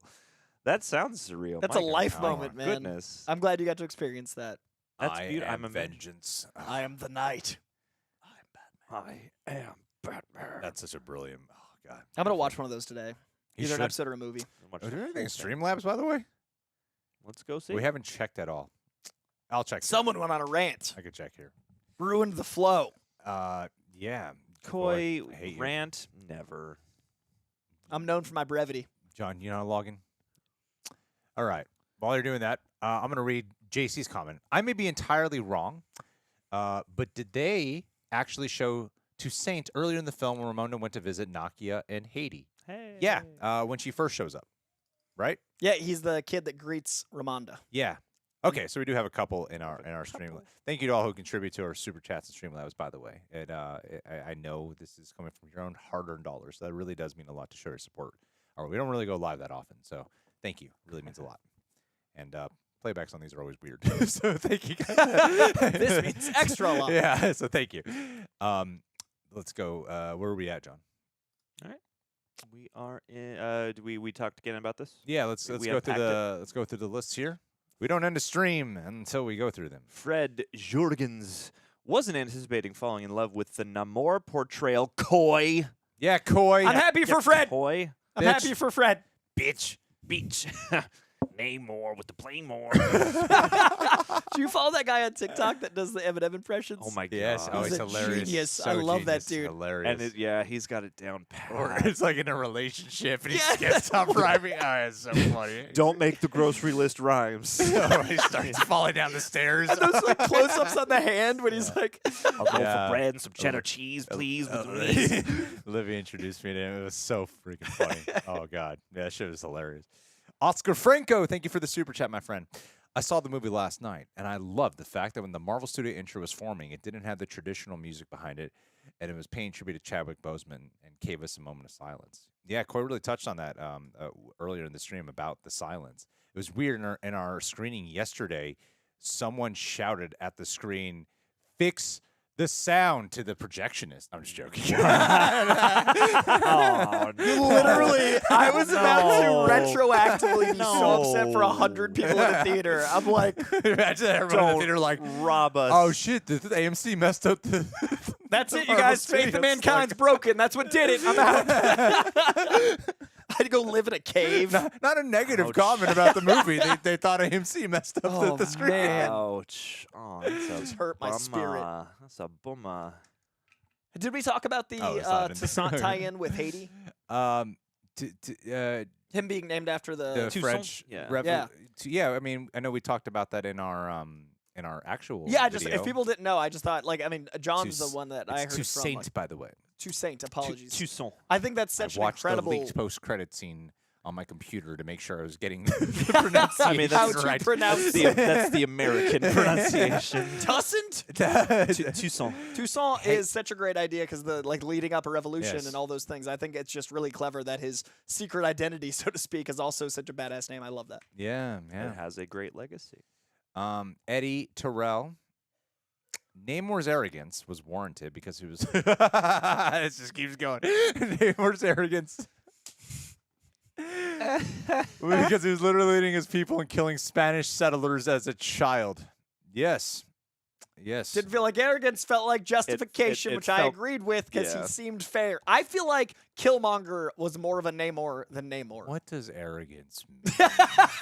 Let's get the having or revealing an exaggerated Yes. sense of one's own Was importance never or exaggerated. abilities. Yes, it is not. Yeah, it is always well justified. I guess. I was sure. right. I guess Namor does not. Kind of. I mean, like, you know, no one knows about him, and he's acting like everyone's gonna like destroy him. He was the exact right character for the film. Well, he's in the position they're in the first movie. You know, it's like Yeah. Talokan's It's another it's- Wakanda, it's essentially. it's a parallel. Yeah. And I do love that the Wakanda films, both of them now deal with a war under the surface. Literally in this case, but in the first film, like the looming Yeah. sense of war. I think that's great to keep it feeling different than the rest of the MCU. There are different stakes, which I love. I think if Namor was smart, he would open up a water park. I think he's got the power Yeah, side. yeah, he could. the greatest water park on earth. Vibranium water park. I mean, how great would that be? That is the good. fastest slides That is the ever. application of that technology. Ooh. That's like what tube Americans would slides. do. It's like, we don't want to attack you. We want to monetize. Can we build Telecom." 7 flags? But here's the thing: at Disneyland, if you took the submarine ride and made that Talokan, that would be so Oh, I would flippin' love cool. that. Namor. So cool. X-Men Supreme, thank you for the super chat. Namor was not arrogant. He's responsible for his people. He's seen the greed that drives the service. See, he's saying he's not arrogant, but really but it's not a criticism. He's agreeing with me. He's agreeing that he's not arrogant. Yeah, but which he's is not, my flaw. But does he need to be arrogant? Well, yeah, because he's effectively in the right. Which I He's also like that responsible. Wakanda, Yes. like, if you look at the It's good first for film, the movie. T'Challa ends up doing what Killmonger suggested Oh. in his own way. Helps him more conflicting in the movie. It's the right choice for the movie, Coy says at the top of this. He's seen the greed that drives the service society. He's 100% correct in his actions. Yeah. So it makes him a good villain in the movie. I mean, humans drove them there. They got the smallpox from the colonizers, right? Yeah. Yeah. Which I love that rebooted origin. The I really dug conquistadors. that Yeah. choice. Yeah, smart. Colonizers, man. They're getting a lot of crap this year. You know, conquest is a tricky business. What's the deal? What's up with that? The We deal wouldn't exist if with it wasn't for conquering colonizers. people? Oh golly. let's go back, shall Watching we? Prey, and I'm just like, Just man, all they're these messing up all these colonizers. colonizers. What's going on here? What's wrong with these French guys? Jesus, give me some context. Toussaint also means All Saints' Day, meant to celebrate lost loved ones. I didn't know that at all. Oh, That's dude, awesome. Janine. That's a beautiful detail. The Our Man, Janine. in my opinion, Aquaman is still better than Namor, though that's subject to change. But Talokan is so much cooler than Atlantis. Fascinating. I think that it's interesting you bring up Aquaman specifically because that's another characterization where it works in the movie, but it's not the character in the comics. Like Jason Momoa got to be Jason Momoa in those movies. Like he's Mamaquaman. like he's playing like a really cool guy. Like Yeah. Aquaman is a guy that's like a little more stiff and stoic and golden agey and talks to fish. Yeah. Jason Momoa is like, I ride dolphins. Yeah. And that's fun. and My different. man. My man. I'm hoping he's Lobo. We'll see. He does do a great job there. Chad Dirkowicz. What's up with M'Baku challenging the throne at the end? Sorry if I misspelled his name. Well, I think a big question I have is earlier in the movie, and I didn't catch it the first time, or it didn't really stick with me the first time, but it recontextualized the end scene for me, where Nakia offers Shuri, she says, like, you can stay with me in Haiti. Yeah. So is she moving to Haiti? I think she relinquished the throne. Yeah, okay, I so think she's she's just gonna be the Black Panther. So to answer the Yeah. question, like, yeah, she'd be the Black Panther. I think we're separating the two titles. because the Black Panther needs to be there, usually not to fight in Wakanda specifically. I mean, this movie, yeah, but usually it's to go out and do something, right? Yeah. So yeah, I think she would be the Black Panther, but there was still so much of that purple stuff left. Couldn't they get more art-shaped herbs? Couldn't they get more Black Oh yeah, Panthers? they started planning them. But like more, but it's still an honorary title. I think there's gonna be multiple. I There think should you be can only have one at a I time. think They're they just should make multiple. that's it. Team of I them. think having one president of the United States is a terrible idea. But I we need think multiple old separating white the people committee of running Black this country. Panthers. I think separating the fighting title from the honorary title Yeah. from the presidential title is smart. No, it is. I think it makes sense what M'Baku's doing. I don't think he's challenging Her. her. I think he sent her. he even says She like sent me. yeah, he says like she won't be joining us, but he wants to be the king still, but he's not asking to be Black Panther. That sounds like his bless. Like she has blessed him with that. Seems like she dropped him off to do that. Yeah. I also love that little ending beat where it's like I've got somewhere else to be, and then they show the 3 places she could show up, and Yeah. then the morning. I thought that was so clever. Like we are assuming she's gonna go to that spot. They cut to it. We're assuming she's gonna go to Sailors Off. They cut to it, and then she's taking the time she should have taken to mourn her brother, which I loved. I'm gonna make a quick list of things we got to talk about at some point. Midnight Angels, Okoye suit. Okay. Let's go here. Raccoon shampoo.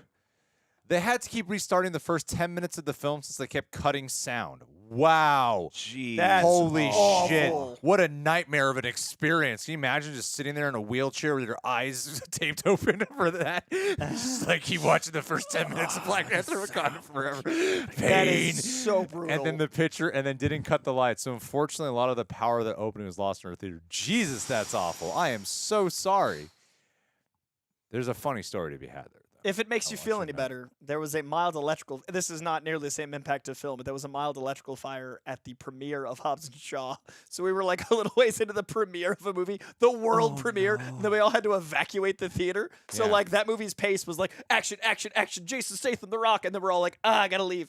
And it was one of the more memorable experiences. What was the movie that we saw? It was Wanted. No. The son of famous director. Oh, Fury of the Fists and the Golden Fleece or whatever. So this was the decision in the Real Rejects time of I am never agreeing to do a paid review. For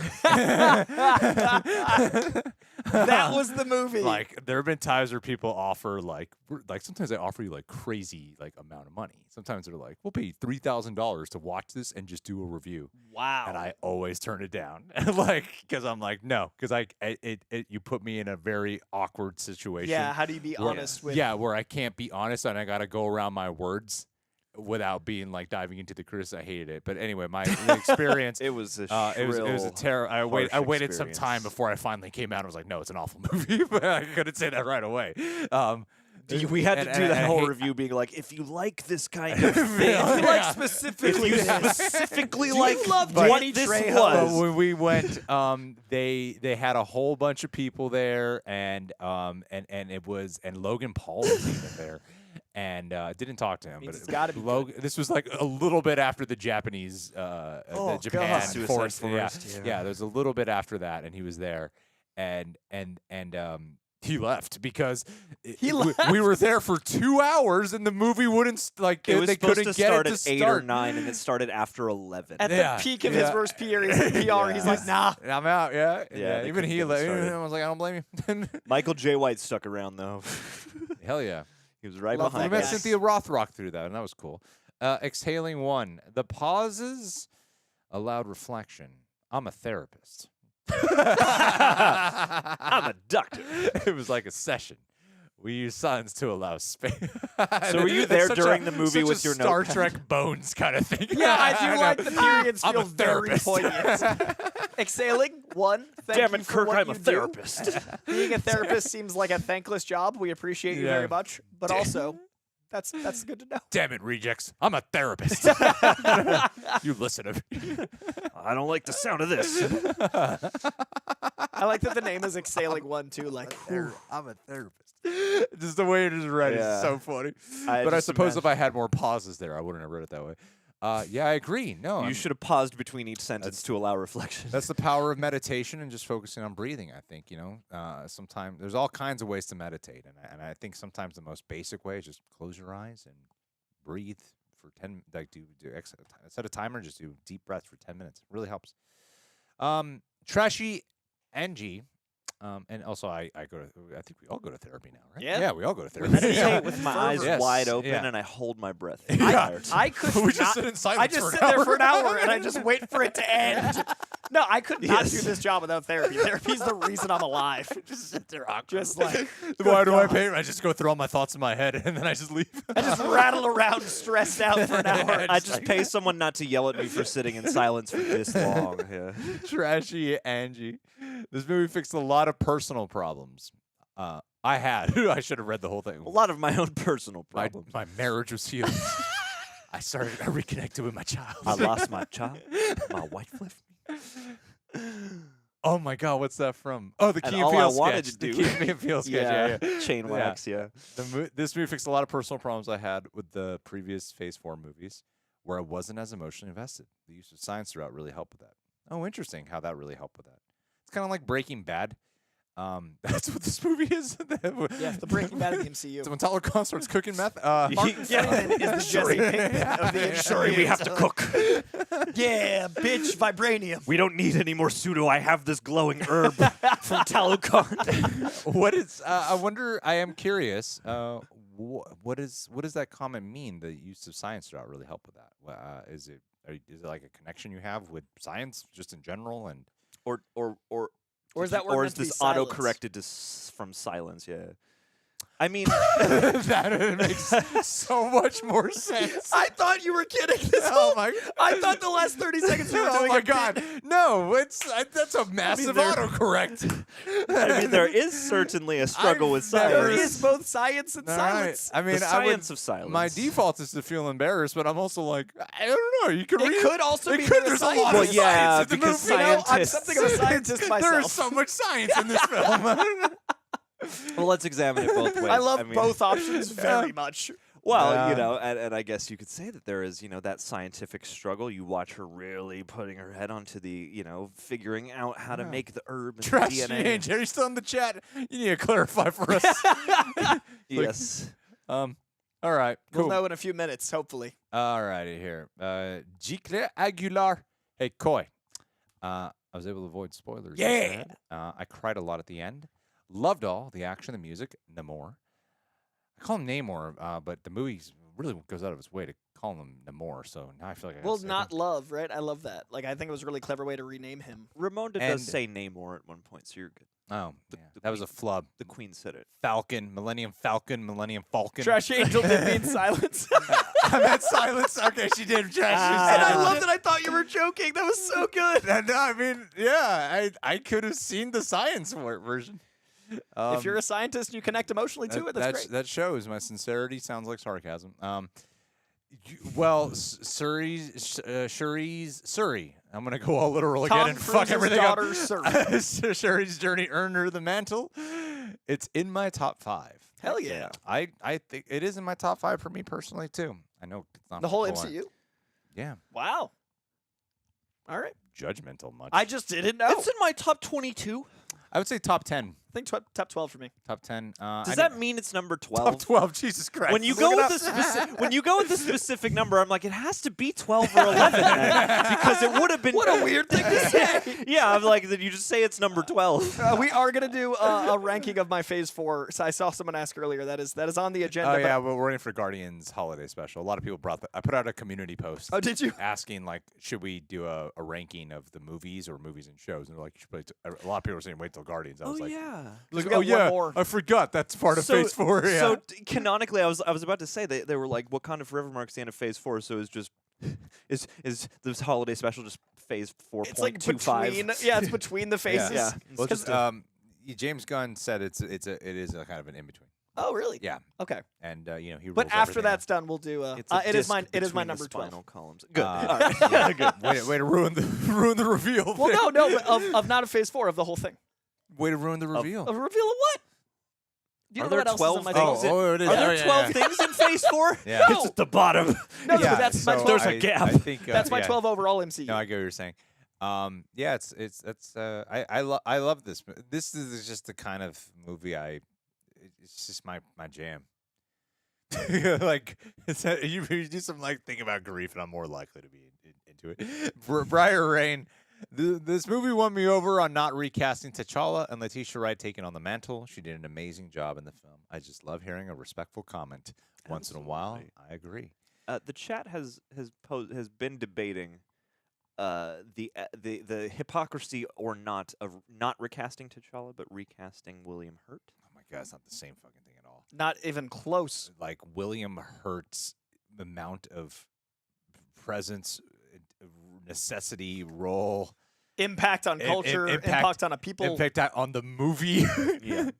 I don't know anyone who's seen A single a MCU single- film, we're like, man. What the takeaway is like the weight of General Thunderbolt Ross in that film. Yeah, like I don't That's feel not, like it's not it's not saying he did bad. I'm not saying that. I'm just saying it is a completely different emotional association, contextual association when it comes to Thunderbolt Ross's presence in the films than it is with lead actor first like African superhero. Like there's so much more going on with who Black Panther is, what that represents, who that means, the role of Chadwick Boseman, like so much more than General Thunderbolt Ross. And there are other examples of like Don Cheadle was, behind the scenes money stuff. And then like even Ed Norton was the type of character he's playing in a team versus Right. singular. Like it wasn't the loss of a man. This movie was about mourning the character and the man. It's not the same as like it didn't work for us Yes. in this creative direction. It wasn't a creative decision. It was we need to all collectively, and it enhanced the MCU because now there are a more emotional resonance in these characters because of this film. Yeah. So I don't think you can compare Ross or Cheadle or Norton to this. This Yeah. is a completely different thing. One and William Hurt had a full, and I would argue maybe more. His career wasn't cut short. and he also in his life he was around longer. Yeah. In life. Yeah, Whereas like Chad was getting ready to film this one. and Yeah. And then Yeah, Hurt had a long, full life life. was cut short, man. Yeah, whereas Um, also everyone go dive bomb the Jabby Koei stream. Don't I would if you watch Jabby Koei stream, just know it's just not as good. Did he like it? He was Yeah, he next to us, and his reactions to the movie just weren't as good. He was at like a 7 the whole time. Stayed like, if you want to have a 7 out of 10 He stream, wanted more effort, Ross. He actually has he said different opinions, and he actually has some really his live streams are actually really fun. They are. I enjoy them. I've listened back to a lot of them. Mr. Vajou. Namor. Let's read it together. Jinx was awesome. Movie made me cry several times, but For some reason, it was underwhelming and a little bit disappointing. 6.5 out of 10 for me. It's T'Challa. Please, T'Challa. Sure. I can see how people might like the bookends of this movie. I can see people being like, yeah, I definitely still cried at the beginning and the end, and maybe a scene or two, but overall, there's because the movie is slower and it's more. It does play more like a drama instead of because it takes a while before the pulse of the film really because after Riri gets taken by Shuri after the freeway fight, the movie really does like slow down a lot. Yeah, it slows down significantly. And it just becomes kind of meditative or some shit, like it really slows down, and then the pulse picks back up once Namor attacks Wakanda, and that's a while before that happens. You experience like grief and like those pauses and stuff, and that's not gonna be for everybody, like we talked about. Yeah, and also Thunderbolt Ross, I would say too is like someone says Thunderbolt Ross is kind of a dick. The thing too is like there's a heroic association with it's just such a difference. Also, we've also had multiple Rosses already. Like Sam Shepard was Ross in the old Banner one. Like it's not like a character that's as associated. Sam Elliott. Thank you. Yeah. But wow, you know what I mean? Like, Coy. I'm off the schmodown. I'm out. We all are wondering, Seth, can we discuss how Namor looked like he'd never swum before? Namor is a ripped swimmer. Huerta looks like he skipped the gym. Kumail Nanjiani did it. Can you imagine Kumail Nanjiani in this role? I like to swim under the water. How does he do his voice? I like to swim under the water. I mean, this is Feel it in my hair. I do. It's Okay, weird. gills. He did have some shots, like in the right lighting, where he did look like really cut. Obliques and makeup do a hell of a thing. Yeah, Coy clearly has an issue. Cocaine's a I hell of a just think drug. that Should have got more cut. I'm just there's a certain I think it is an attainable body he has. sure is. Hey, Bring back the attainable fit bod. I personally wasn't distracted by it I because wasn't I'm like, either. he's gonna have super strength whether or not he's cut. He's gonna have unusually enhanced super He's strength whether or not magic, he's cut. and maybe a it's very mutant. cold and he needs a little insulation. But it is like he does swim a lot though. You would think he'd have a bit of a swimmer's body. I feel like there's nothing I can say as someone who values fitness that doesn't sound like body shaming. They should have cast Michael Phelps. I think he just did it right now. But I just acknowledge the fact that I'm in a corner and I feel like Then we just move on. I thought my man's was but yeah, looking fair enough. sexy. My man's was looking sexy. I liked it. like I said, if Sue left Raid for that, it would make sense. Right. I will acknowledge the fact that he seemed very charming. I found it interesting that they credit him as introducing. But anyhow, Has he Malik, not done? He's on. Didn't he come from? Wasn't he on Narcos or something? This was his first role he's ever done. All right. I mean, you're the Tenoch Huerta expert now. Malik Curry. You're losing the crowd again, Coy. I know they're Losing gone the crowd from me. again, Coy. There they go. Someone By avoiding Aisha saying it. Kenya. Really? Aisha Kenya wants you to take your T-shirt off. Malik Curry. You're losing the crowd, Coy. Take that shirt off. Do the peck dance. You need to go on a rant again about society Yeah. and how they suck. I think you get it. Tell off the anti-woke mob. Go, Coy.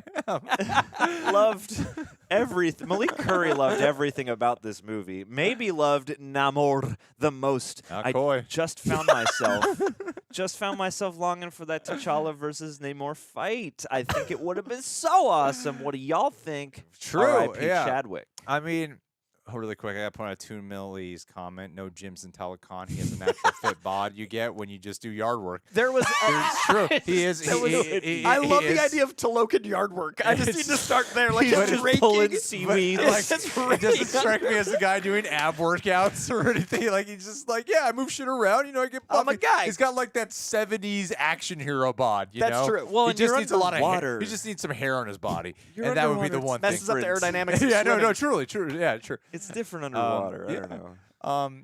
Oh, I hope this guy doesn't get like fat shamed. Or Yeah, something. that's why I didn't say anything, 'cause I That's like- a good point, Aisha. That it's colder Yeah. underwater. I And really he It's needs it, padding. and that's why I Yeah. didn't say anything. 'cause Watch him show he up in the looks next movie. strong. He's just like wildly cut.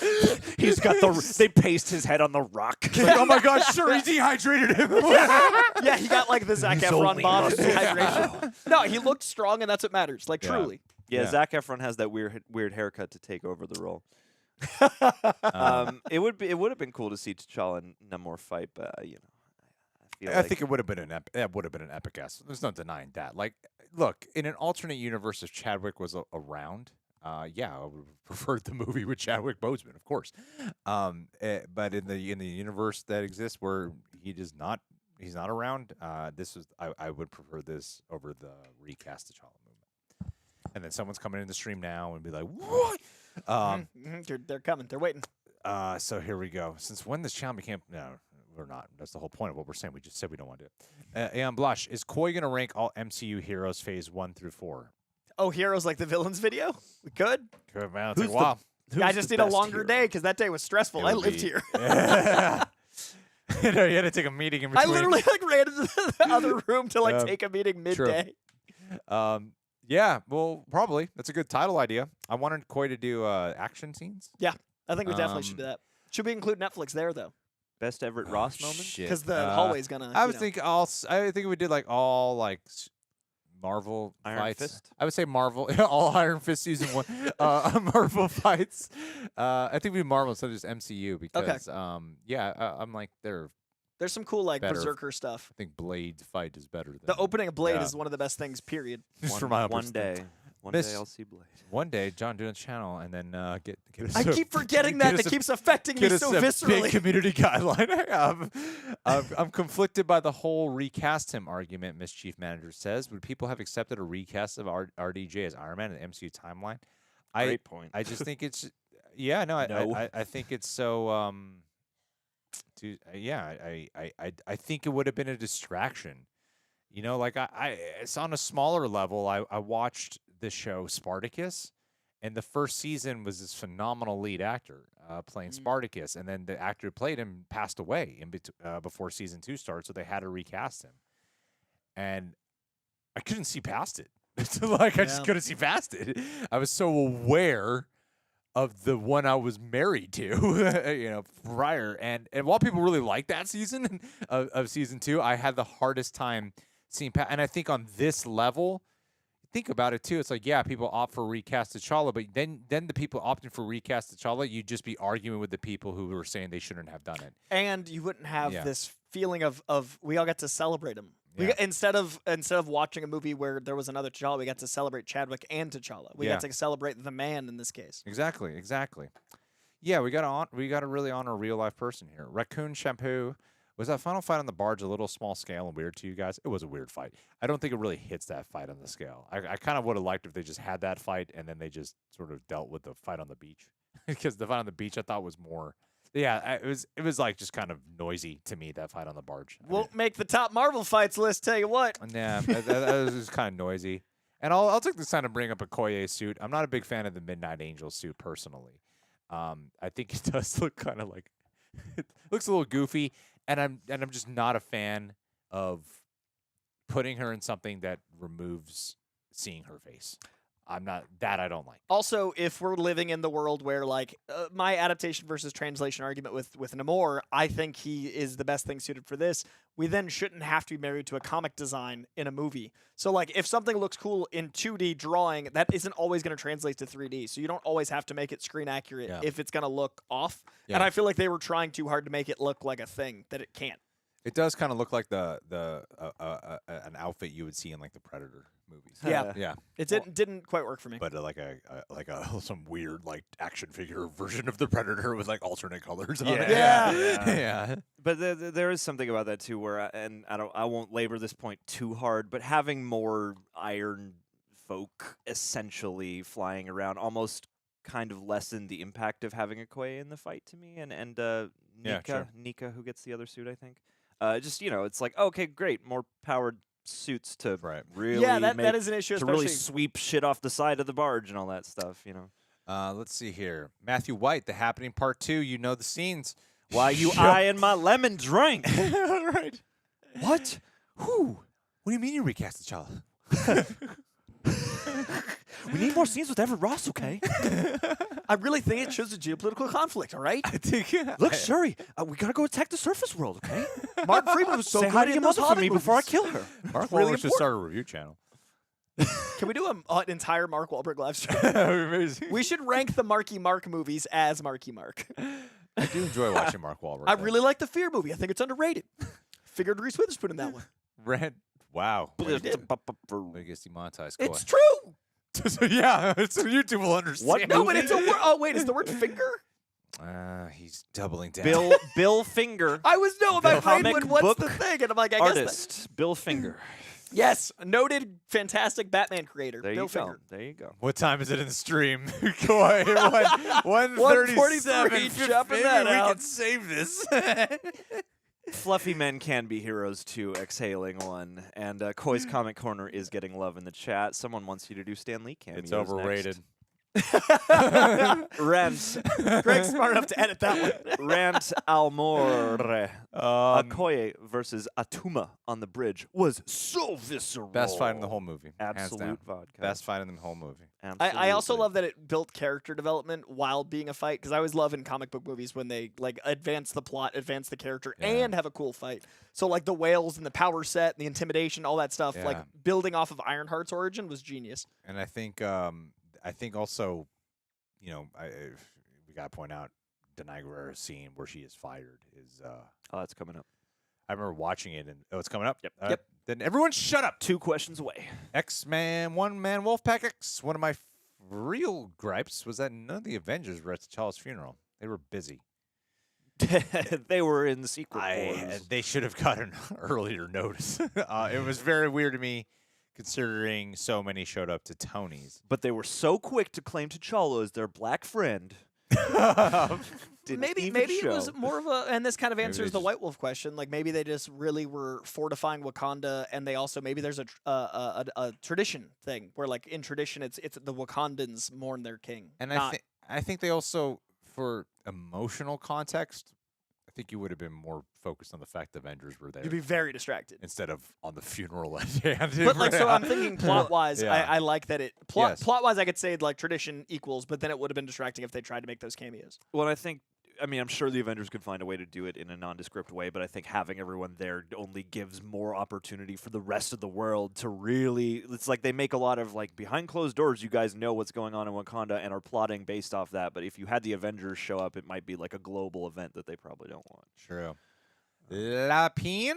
Jordan Walker, if you close one eye, you can only see John and Greg. They're next to each other, and then I'm Lapin. not here. It's funny. It was mainly just me and a bunch of women, and then it was just John had the thing to deal with at one point too. And I was like, John, I'm gonna put you on camera now all the time. And people were like, "Where's all the other guests? Where's all the women? Where's all the women? Don't worry, I'll be replaced by a bunch of women soon I'm just enough. offering solutions. Then you Just- start bringing on other people. So every time you start bringing on someone, they're always like, I missed the time. And I'm like, you'll adjust. Or you'll leave. You'll be replaced with someone else. adjust. Lapine Poro Koire. Scene with Queen Ramonda and Okoye conflict hit hard. That was, I didn't see that firing. And I noticed when she is talking with the council, everyone at the council can see what's about to come. Mhm. And I didn't notice that until the second time watching it, that everyone could see that was about to happen. And Okoye, just like she knows her job and determination. And it's like they just can't register, like, guys, I was in the most impossible situation. Like, they're immortal. I couldn't defeat them. But yeah, her when she's broken down, because the first time she was fired, the first time I saw it, I was like, I think I said out loud, I was like, what? I was so heartbroken. Like, damn, this movie's so mean. Yeah, but I also I really understood it in the second, because I was feeling so emotional towards her firing there, and then of course Angela Bassett's beautiful speech there. But Denai Guerrero's performance there, where she is like becoming desperate and pleading, it was gut wrenching. And Seen you a know, if big- they cut out like more Martin Freeman stuff, they could have given Okoye more screen time to flesh out But that what arc if it was too. her yelling at Martin Freeman? No, I love that. I lost my job because of you. I love. I mean, they took a You phone owe call. me a job. I love that also that her reaction was like honor, right? Like Right. the reaction was dignified. The spear felt like a beautiful resignation, and then like what that meant to her. So I love that both viewings, like you really felt for both sides of that equation, and the awkwardness of being in that room. That everyone was like, I see what she's saying, but Yeah, like it was a sure, really sure, beautiful yeah. scene. Maybe my favorite scene in the whole movie, to be honest. Cena Bigelow says that scene made me feel like I was being yelled at.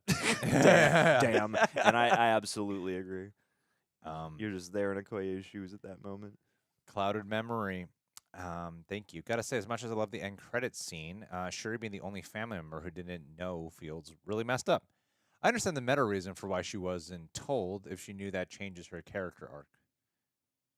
It's an interesting point. Fascinating. You know, I've actually never considered that. That is an interesting Why was she point. the one left out of knowing that? I feel like T'Challa, especially with his relationship with Shuri, would have told her or would have wanted her to know. If the queen knows, why not his sister? Yeah. Just can't trust I that actually Shuri. can't think of an answer. Gossip. We can't Shuri justify is That was such a literally a gossip. 3-second pause where I'm like, I don't have a. We can't. That thing where she said where she can keep a secret? Not true. Yeah. What's the first She's thing an calling untrustworthy Anderson person Cooper says? right You can now. trust me. Yeah. Anderson, my brother has a son. That Prince actually, T'Challa. that is a great. I don't know why I never thought about that. At all. I was I was invested so emotionally I didn't think of the plot problem with it. Yeah. Weird.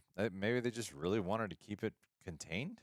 I don't know. Shuri's scared of children. See, if I hosted Q&As, these are the kind of things I would ask, just to see if like. But I try to ask like a bit of a bold question. Like, I'm kind of curious about this. Yeah, because the actors, like, they are so invested in these characters, they'll have a reason. Yeah. Like Letitia Wright would have thought of a way. And odds are like they just couldn't cover it in the Yeah, there is springtime. a reason, we just don't have it. Usually they will know. They will know a plot. Usually they're not like, I don't know, I never thought about that. Right, yeah. And because Ismail Ryan Coogler said so. And Ismail Uatar points out that, like you guys said, she tries to tell her by the fire, but I don't think that even solves it because it's like, why wouldn't she have just known when the child was conceived to begin with? K-Love says she was trying to. Remember, Shuri wouldn't take her call. She did keep calling. Remember there was Oh yeah, at the very beginning, keep calling. I have a 6-year-old son. But the thing is, She hasn't been home. the problem is this keeps going for me because then I think like, well, yeah, she's been calling and T'Challa is ill, but you would imagine that this child is old enough by the end of the film that he's more than 2 years old, so the kid would have had to have existed for a minute before he got sick, it would seem like. So, Yeah. But she wasn't there since he got dusted because she said she's been gone for 6 years. oh, fair. All right. Maybe that does solve it. She got to take those phone calls from your sister-in-law. It's important. You do. Talk to family. You Especially never when know. it's Nakia. Always answer the phone. Yeah, It's yeah, no, Nakia. we know Ramonda said that by the fire, and she was going to tell her. She still There's a couldn't 5-year span that I can't rationalize Yeah. why she didn't know. mention. No, that's a good point. That's a good point. No, I know people are saying that. No, we acknowledge it. Yeah, Ramonda was going But that's to tell still when the Shuri. child is 6. Yeah, but that was still that was like a few days before she met the child.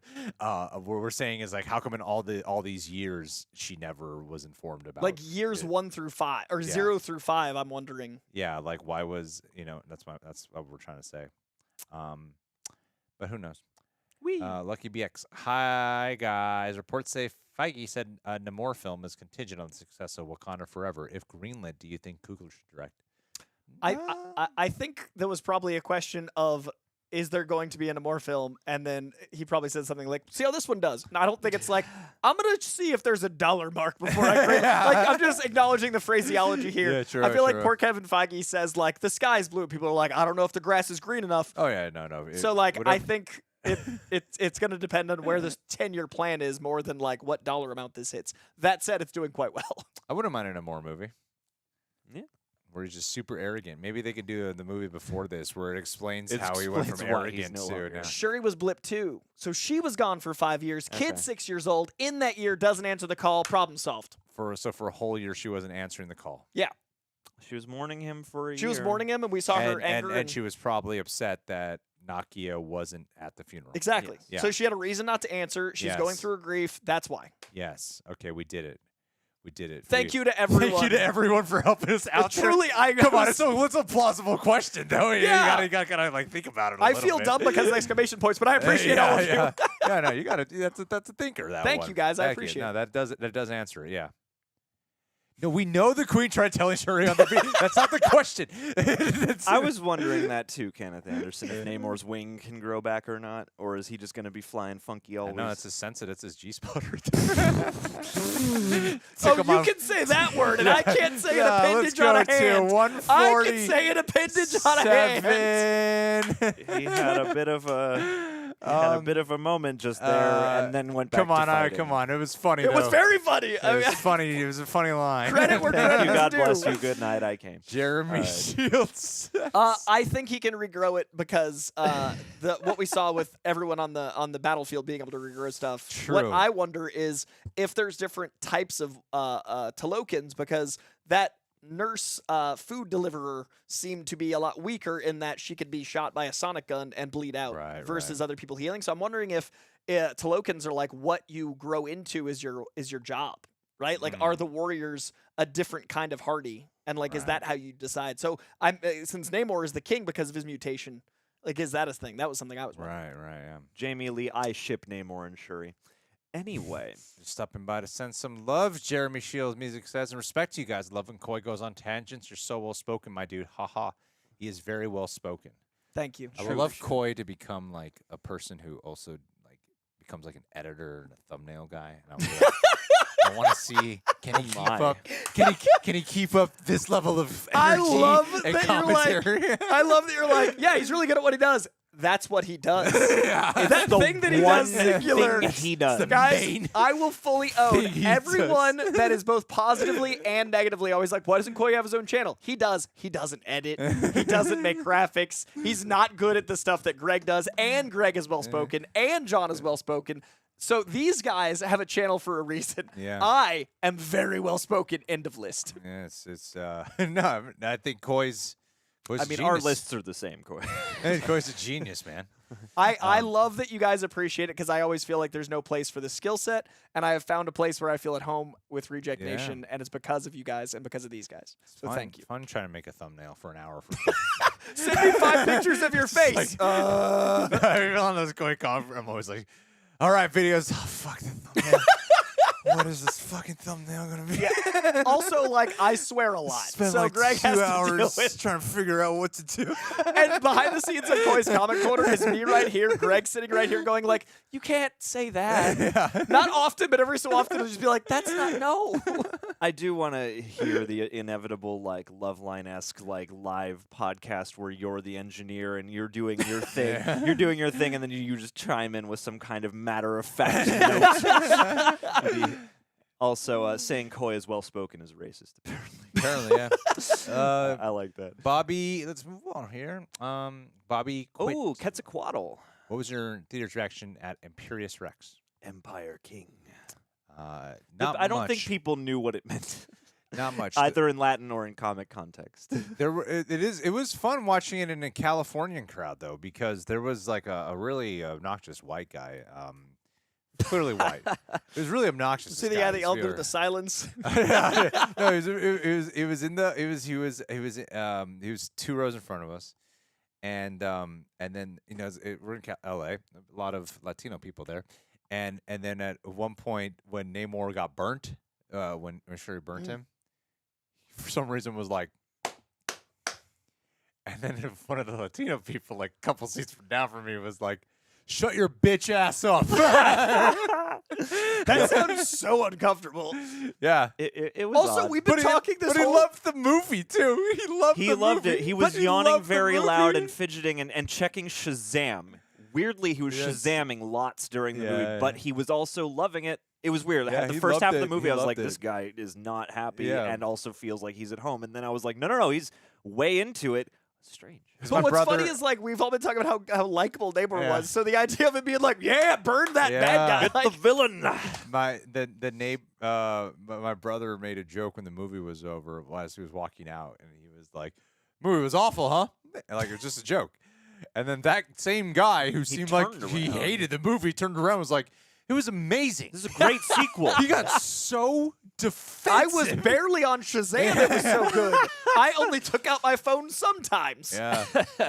I cannot imagine taking out my Yes, phone. Shazam, the music finder music app, finder yeah. app, He was yeah. not watching Yeah. Zachary Levi Shazam. It's the during- first time I've seen that in a theater where he's like trying to get whatever the music Is this cues Ludwig Göransson? Let me check. were. Anyway, Imperious Rex. Is there some comic book? That's his Avengers Assemble. That's the big catchphrase of Namor. So he goes Imperious Rex and attacks. That's like his it's not often you see a catchphrase so synonymous with the character, so it was a really big moment in the movie. What I thought was interesting was it was a lot like Avengers Assemble, where we had waited 10 years for Avengers Assemble, and the delivery was the opposite of what you'd expect. Like, it was more of a conviction. Like, Chris Evans delivered that like Avengers Assemble. Like, it felt like, and this was likewise, like, Imperious Rex didn't feel like a war cry. It felt like him stealing himself up. So I was like, oh, that's a different interpretation than I ever would have thought, and I dug that. So my theater went like, chuckle, chuckle, comic fan, confusion.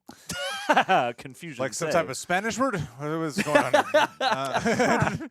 Roundabout. And also he casually just mentions he's a mutant. Yeah. Like, no questions asked. I mean, he maybe is the first because he might be older than Wolverine, right? 1600s. Yeah, probably. So I like because in the comics he's the first mutant. So I think they're going with that, which is cool. Oh, that'd be cool. I would love The that. mutant. Shuri saying, they abandoned me. No, clouded memory. Clouded Memory says, and also I think our knowing was this. Oh, who's our? Riri? The stories, I think our. Ramonda knowing? Ramonda knowing? About Was the kid? story's way to have its cake and eat it too? Yes. Ramonda. It was the story's way to have its cake and eat it too. With her death, she'll never have a relationship with her grandson, but the audience can feel comfort knowing that she at least knew. No, I think I saw some people bring it up in the comments earlier. I think she knew before she found Nakia and Haiti. That's how she knew where Nakia was, I think. And I think she knew before that. And I feel like if she had just found out, like, that's your son, I don't think she would be like, go find go on a rescue go get your mission mom and fight in a war. Yeah. I don't think she would have. I think like the fact that she had been a mother for a while, I think it would have changed her decision if she had learned in that moment. Because, Nakia is just like, I'm staying in the war and I'm fighting now. And someone's watching after Prince T'Challa. And I really like the closure that you immediately saw Shuri get in that her mom knew. I really enjoyed that acting delivery immediately where she went through, like, grief, joy, confusion, acceptance. And then she also asked the question and was like, oh, she got to have that. She got to have a grandchild for 6 years. That was so beautiful. She lost her father. She lost her brother. She lost her mom. She, unlike her actual family, she lost, but her family gets to live on with Prince T'Challa. Yeah, it was so beautiful. I loved that scene. But Phil James G. Namor says he is a mutant, yes. Yeah, and the first one in the comics and now apparently the MCU. G-Landa. Gonz Landa. Shuri saying, they abandoned my child. they abandoned me when woo. Family didn't come for her on the ancestral plane. Broke my heart. Yes, and broke my heart. Namor saying you're a queen now was just cold. I love that line. You're a queen. I'm like, that's a villain. Yeah. And I was like, I didn't know if you were a villain yet or not, but you're definitely a villain. You've just graduated from antagonist. yeah. Promoted villain. My understanding of you has gone down a lot more now. But yeah, that was a great. But that line too when she does wake up after the ancestral plane, and just they're desperate. I thought the fact that they couldn't like get her to see T'Challa, they worked towards the narrative so well, and also the reveal when she punches the suit.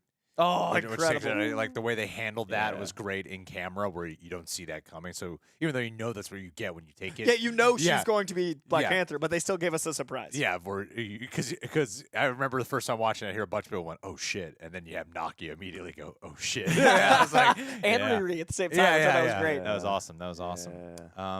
Cloud of Memory back at it again. Whereas with Shuri, she can now have a relationship with her nephew. A part of me wonders if this scene was constructed after all the outrage over T'Challa being killed off in the movie after Chadwick's death. Thoughts? I don't think so. I think it was from the beginning. Yeah. I think that was Ryan Coogler honoring T'Challa and Chadwick in that kid being like he looks so much like. Marvel doesn't seem like the kind of crowd to placate. Angry mobs. Did you just see She-Hulk? She-Hulk was like, you know what we do with angry mobs? I think they're the kind of people. We poke them. We make Todd Hulks. We don't placate mobs. Todd Hulk. That's how many people dressed up as they're him for one Halloween? step away from being like, should we just make a new T'Challa? And no, let's not do that. 3D print it. They could have had a 3D line, print the new T'Challa. David C. It's true. Those goofy foot wings that could have gone terribly awry, but it actually was. I love the snake sound to tie into his name, his god name, and how that felt like sinister. And he has his women tickle it. Oh my. Devon Pangrikar. Not enough cameos. Hated it. Where was Toby? Hey everyone. What is this youth pastor doing in Wakanda? Pizza time.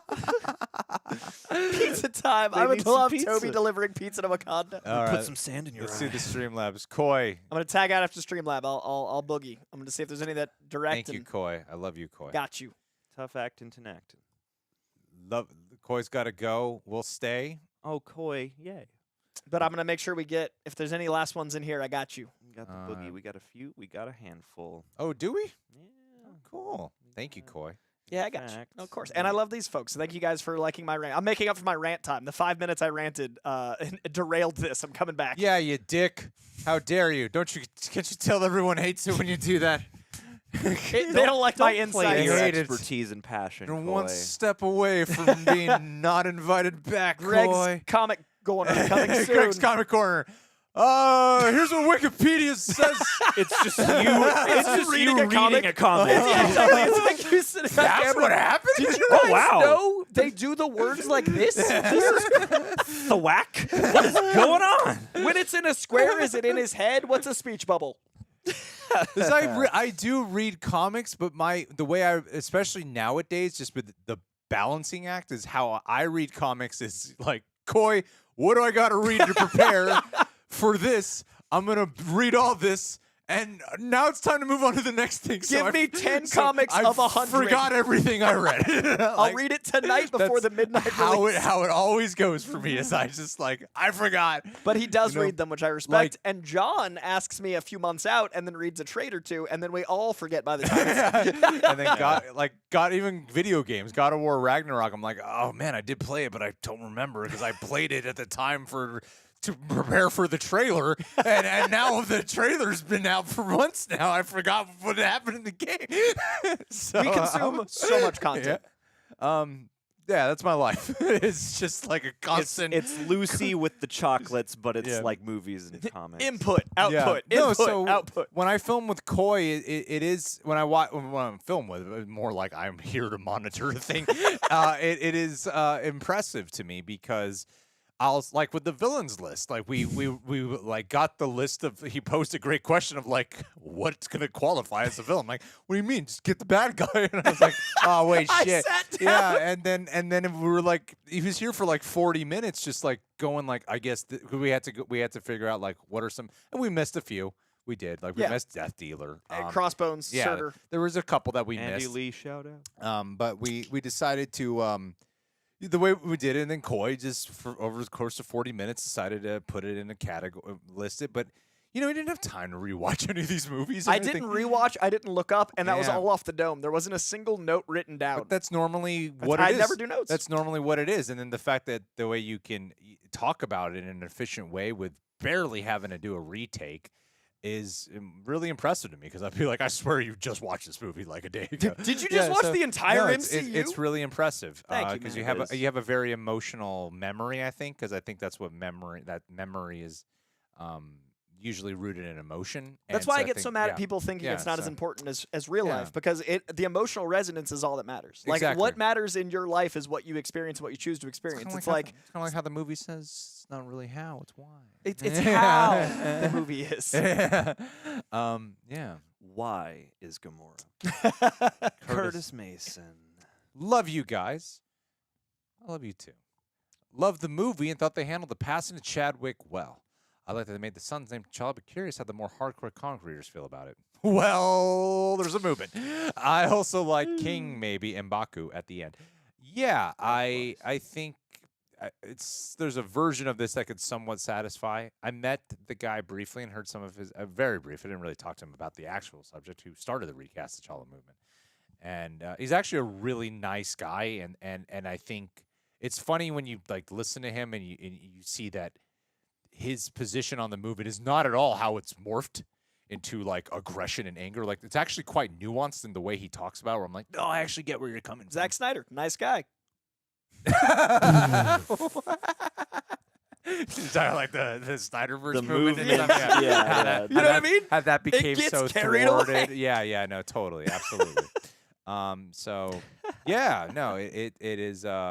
It's not. If you actually go to the root of it, but things change over time. It's like the word woke. It's like telephone. You know, like everything's become telephone. Like when Yeah. you call someone, call Yeah. someone, call like, but like it's these a movements. fucking nightmare. Yeah. So, but yeah, no, I do think more complicated. I don't know how they're gonna feel about it, but it could be interesting. I like the guy had a play in his mouth Wakanda culture. Yeah. And Kushik, you've asked a couple times. Can you please explain why the Tolokan people got revived easily after gunshot and bridge fight? They're underwater at all times, so their skin would have more pressure resistance, and they've also got regenerative abilities because they've taken a version Holy of shit, the heart-shaped yeah. herb. Good cancer. Damn. So, in addition to having an internal regenerative source in the heart-shaped herb, But- which is how Shuri is able to revive herself, they have an external density as well as an internal healing factor. But okay, I'm a big fan of rules in movies. Sure.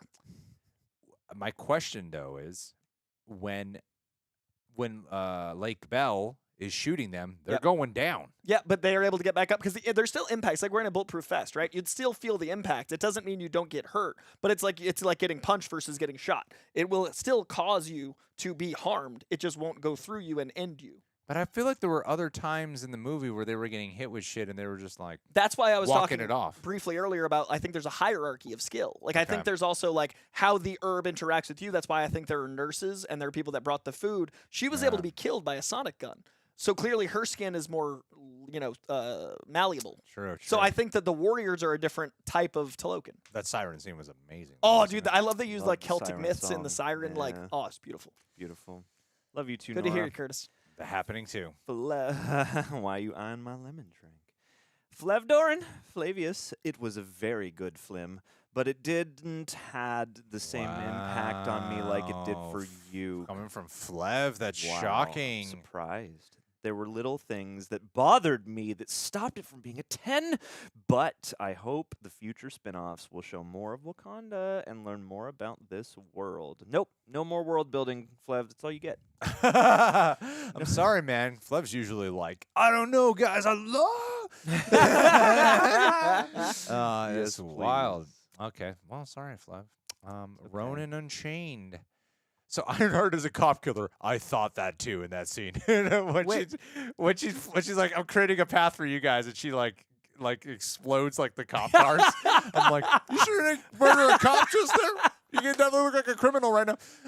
It's an ACAP movie. Ronin Unchained. Hi again, Greg, John, and Coy. The mid-credit scene was my way of saying goodbye to Chadwick and T'Challa. I thought Shuri and Namor were gonna end up together for a second. Surprised no Holy Avenger fuck. went to the funeral, even just as a cameo with no dialogue. Well, no, we got to your chat quite late. But yeah, there was a reason why I think it would have been distracting for the Avengers. I do think it would have been really cool if, Shuri and Namor ended up just making out instead. After Namori. saying they shouldn't be fight. They shouldn't fight. And then Make he love, not just war. pulls her in and kisses her. And I can't love the oh, I surface guess we're world. going then. He But I all can of a love sudden you. has a single rose in his mouth. Yeah, that would be amazing. He takes her from a Namor to mi amor. Yeah, gets it right away. That's what I'm talking about. Mamor. Mamor. Jason Momoa Jason shows up. Momoa's Tolokan and Atlantis are actually two cities like Metropolis Yeah, and they're, Gotham. they're across. each They're other. across a trench He from each swims other. by Yeah, and yeah, goes, Mamor. Mamor. We need the amalgamated universe. Some a Nerd Chronic, edit us a Mamor Yeah. scene. Mamor. All right, this next one's good. Sarah says, "Can Coy please start an OnlyFans?" Name suggestion: Coy's Comic Porner. Oh. No, here's a little wiki feet taste. Yeah, what are you doing on a live stream wearing a sweater? Would you eat bad last night? I did actually. I had my first like actual cheat day since hugging the rock and doing 2 days, and I feel bloated. Yeah, okay. I Up get 7 pounds though, feel good. But Oh, yeah. so unfortunately, with my job being so public figure-ish, there is a slippery slope of what is probably acceptable by companies I work for. I have considered it in dire times, and I do enjoy the human body, but with the job I want and the job I have, it does not seem appropriate. But I appreciate your wanting it. All right. Well, shit. You still look great. You don't Thanks, look man. that bloated. What's that? You don't look bloated. Oh, feeling a little- oh, a lot of that pasta. was a I'd like Italian. revision. It was a That revision. John's What happened? calling me out. He caught me. Nope. I said that bloated, but I was like, Oh, I don't even think you look bloated. that live chat's got my back. The honest opinion, I don't even think you look bloated. And absolutely agree, Kenneth Anderson. I did think that the siren bit added a nice touch of eeriness that we don't often see in the Maku. And a potential like psychic attack. I Yeah. did enjoy that. That could lead to some psionic ability. It's beautiful. Love it.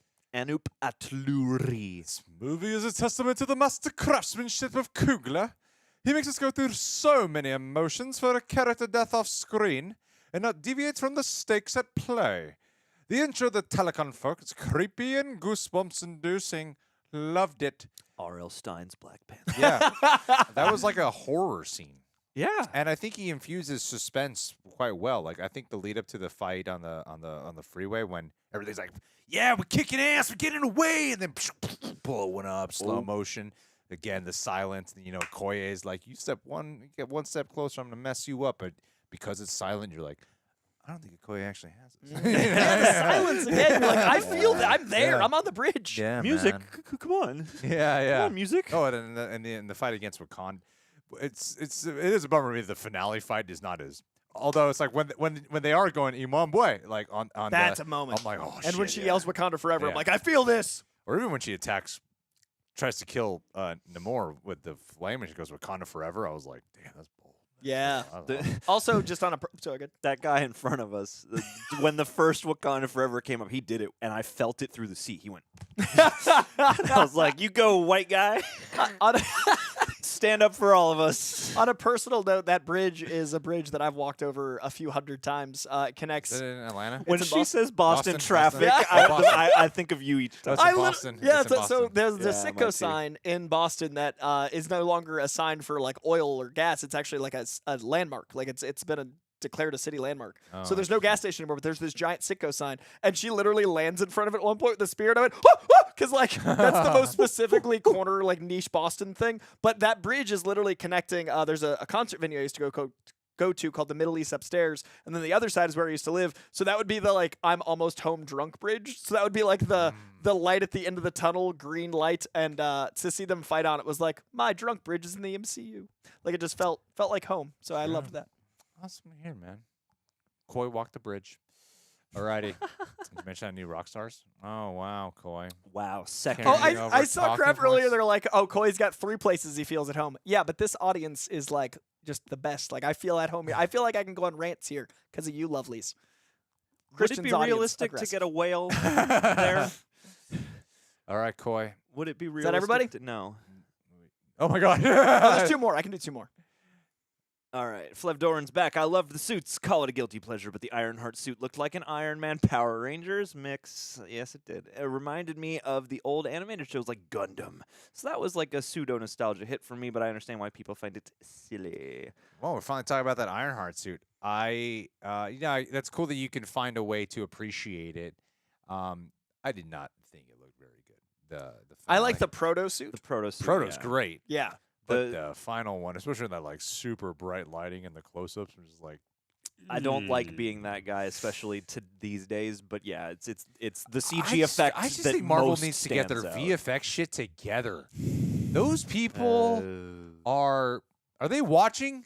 Yeah. Lazy bums. Listen, all 200 credited VFX artists. Overpaid. yeah. Overstaffed, Lazy overtimed, bums. overpaid. Too many people, man. I think that it's a step towards a cooler suit, so they had to make one that was big and bulky, like a Termach 2, but it cost us, I think, a really cool reveal because we were like, oh, this is what we get. She obviously has to evolve it in her own show, so if they made it too refined and sleek now, I get why it happened, but I can't disagree that I was like, okay. Yeah, no, it didn't look great. Needless to say. Yeah. All right, look, I need to swing to the bathroom really fast. I'm gonna leave with you. What? Okay, I'll say, and when you come back, I'll I was saying you answer this Oh, final okay. question. Perfect. And then I'm gonna go to the bathroom, and then Last question, Ecto guy. All you right. leave. Then I leave. Do you think they will use time travel to make T'Challa Jr. older and take on the Black Panther mantle sooner? I personally think that he will be a young Avenger, and I personally think that we have 2 young Avengers of a similar age in Wanda's children. Sure. So I could see it where the young Avengers is a great span of ages from, Billy, Tommy, and Prince T'Challa all the way up to Kate Bishop, and that would be an interesting way to show, like, maybe they do Kamala's Law, and they have it so, like, that kid's adorable. They could be like, this kid gets hurt, and that's on you, Kate Bishop. Like, she would have to be an authority figure even though she's still young. So having really young Avengers would make it exactly, and that would add a scope to it. Other than them, if they're all like 16, then you're like, well, they're almost in college. Like you have a different like young perspective. So I think keep them young. I also think the problem we've discussed with, you know, Shuri just got the mantle. She just accepted this new version of herself. It would kind of shortchange Shuri's arc if they jump him ahead. So I think there's a place for both of them as they stand now. But what I think they might do is have a time travel element where we meet Prince T'Challa older in Secret Wars or Kang Dynasty. I was and wondering then you about get that yeah. moment without having it Or sacrificed. some multiversal thing. Yeah. Totally. So you meet like a Prince T'Challa that's already accepted his place without sacrificing this young one. Yeah, totally. I feel like it would be kind of weird to be like, we got a new Black Panther. Go Shuri. Oh no, we're not doing Shuri anymore. Yeah, it would feel strange, and I feel like they it's a deliberate choice to get the kid, and I doubt that they would want to go, we're gonna introduce this child and immediately age him up. Yeah, it would feel very like, we don't care about how you connected to him. He's gone now. Yeah. It wouldn't make for a good stepstone. And as dynamic as the kid is, you wouldn't want him to lose that innocence in that his father, T'Challa, was like, I don't want him to have the pressure of Wakanda and then immediately be like, but you've got the pressure of being the Black Panther. Yeah. Like what Chadwick leaving left us was a moment to resonate on life and rebirth. Let him grow into that as opposed to like personally. I don't see where you're coming from. I just don't Immediately. understand what you're saying. I know, I'm honestly rushing the T'Challa movement. Yeah. And just make him Baku T'Challa too. We need. Oh, Greg wants like Just 5 Black amalgamate. Panthers. Everyone takes a heart-shaped. Nakia, Black Panther. Just get everyone from Atlanta. Akoya, Black Panther. Yes. I That's want why a- they ended the I season. want a Darius T'Challa. Black Panther 3, Atlanta season I want 5. a Paperboy T'Challa. Dude, Yeah, let's who go. else is actually? Zazie Beetz is the only crossover, I think. Paperboy and Zazie Beetz, right? Oh wait, no. Donald Glover's Hobie in Spider-Man. Yes. Yeah. Okay. So I think the entire cast, except like the lead cast. Except Lakeith. Yeah, and Yeah. Lakeith wanted to be Joker really bad. They had like a whole movie about it. So other than I would be Lakeith, I think they're all in the here. MCU. It would be here. Okay. Lakeith is the 'Cause we only do member of the have, Atlanta leading cast that's not in the MCU. Because we do have more Streamlabs also. 1:30 it is. 1:30, 10 minutes more. 10 minutes more with Coy. 10 more minutes. Might as well. All right. While I'm here. Exhaling one. Oh. Exhaling one says, thanks for the roasting. Due to my being a nerd, I often say it the way Greg said, I'm a therapist. Damn it. I couldn't wait to process the movie with y'all. Well, you know how much this movie affected me, man. Thanks Like, for coming over here. Because we're in I therapy. started crying in my non-spoiler review. I had to hold back my tears as I was talking about it in outside the theater. I was like, oh, no, I'm not going to be that guy. I'm not going to start crying. Greg was the guy sobbing loudly in the theater, like, look at me crying. Everyone watch me be affected. This is for Wakanda. Like you make it about you in the theater. Yeah. Well, I had a weird thing where the first time I saw it, it was at a press screening, so it was a lot of our friends and a lot of like people we usually talk to after the movie. But I immediately didn't want to be around anyone. Yeah, like I wanted to I process. would it. have hated. Yeah. I didn't want to talk to anyone after the movie. But I of went course around the corner and like processed. Yeah, I didn't. It was the last thing I wanted to do. Also, David. For Black we'll Panther go back Corps. to the super chats. I Ooh, promise. yes. Black Panther Corps, let's get David in there. I'm into it. And a clipping song for a Black Panther movie. Oh, So cool. And Rafa Cassell as the honorary White Wolf somewhere. So hail. T'Challa prepared his son Anaki after he came back from the blip, just in case, God forbid, something like that happened again. It makes perfect sense. Also, true. That's a very good point. And I also love how they'll continue T'Challa's stories throughout his son. But right now, focus on Shuri. I wouldn't mind just one more, but Shuri is. I could use that. because there wasn't much Black Panther, obviously. And it would be nice to get another follow-up where it's like Black there's a Panther. lot of Black Panther because there is something striking about and rewarding when you're like the suit. Yeah. I see it. There's a suit. Cool. And you have all Yeah. those emotions tied to the character that still Yeah. are replicated in her interpretation of the Yeah. Black Panther mantle. Yeah, I think like another movie with her would be pretty awesome. Oh, I did want to mention what Lapin Pokroquara said. It is the 4-year anniversary of losing Stan Lee today. Oh, is it today? yeah, Today it's today. the 4-year? Oh, Yeah. my goodness. So we lost Stan Lee an entire high school or college career ago, which is insane to think about. Time is Crazy. nuts. Time. Rest in peace to the great, the one I above all, love Stan Lee. time as a construct. Did you meet him? Yeah. Actually, I went to. They had a bit of a living wake for him, where we all got to celebrate his life. in person. He got to hear stories from all the people that really cared about him, and they had like this whole ceremony to honor him while he got to be there with us. And it was about a year before he passed, so I got to spend actual time with him, and I got to like do it around people that came up with him. So I got to hear a lot of stories about him while he got to live that. beautiful. It was a really special ceremony. That's beautiful. That's lovely. Yeah. I'd like a living wake. I would too. Like, I really hope I ever do enough to like earn the fact that there'll be like that kind of ceremony. Like, I want people to. I think we need to tell people we love them more. I'm gonna do it tomorrow. Live and wake, guys. Kicking it off. Saturday, I the like 13th. compliments. Tell me you love me when you can. Me. To paraphrase. Me. Yes. That's why I like birthdays so much. We read. Oh, you sent it twice. No refunds. Ah. Shane. Shane. Shuri. Thor. Wakanda equals losing both your parents, your sibling, and most of your nation. That's they phase do 4, have man. Similar Phase 4. Loss. stories. Loss and dealing with loss. And let's not forget Doctor Strange, Christine Palmer. Christine Palmer. Yeah. That is just as heavy. Loss. Actually, what else was that? I mean, it was heavy if you're invested in the Rachel McAdams character, which was substantial. Yeah, it's the same thing as a breakup. Oh, 100%. A breakup. Losing your whole nation? Yeah. yeah. I just meant that movie had a breaking deeply up with your resonative. nation. Instead of death. Yeah. Breaking up with hundreds and thousands of people. It is the same. All right, let's go back to the supers. Let's do some. Yeah, she needs to keep getting paid, man. Very few people will work with people who are it's just a reality of the industry right now. Yeah. Hey. Got 6 more minutes for Coy. You better make it count. Yeah. Yeah, we making it count. We making it count. We making it count. Lots of great quiet montages of Chadwick. I also agree. I love the way that they use. Oh, can you guys hit the like button? Sorry to interrupt, John. Hit the like if you're here, please. That would help us out, especially for playback. Please hit the like. People will actually come to the playback if this pops up somewhere. Yeah, no, seriously. if the like buttons do help for that thing. Angel Solar. I really am happy the 3 of you enjoyed this movie. This is the one I wanted Marvel to get right the most. Would love to get y'all a drink one day. I would love to have that drink, but for you to just walk away after giving us the drink. Acknowledge us. Drop off the Acknowledge drinks and leave. Say a nice thing and then leave. But the second you start making it a conversation, I'm checking out, man. I've already stopped listening, frankly. No, Is someone talking? we no eye contact. I mean, I'm trying to do more like. He'll do love no it. eye contact. I will not stop the eye contact In fact, before while I I leave, drink the drink. San Francisco, you lovelies. I'm going to be in San Francisco the Thanksgiving weekend for San Francisco Fan Expo. Oh, shit, we should have mentioned this at the top. Yep. Damn it. Yep.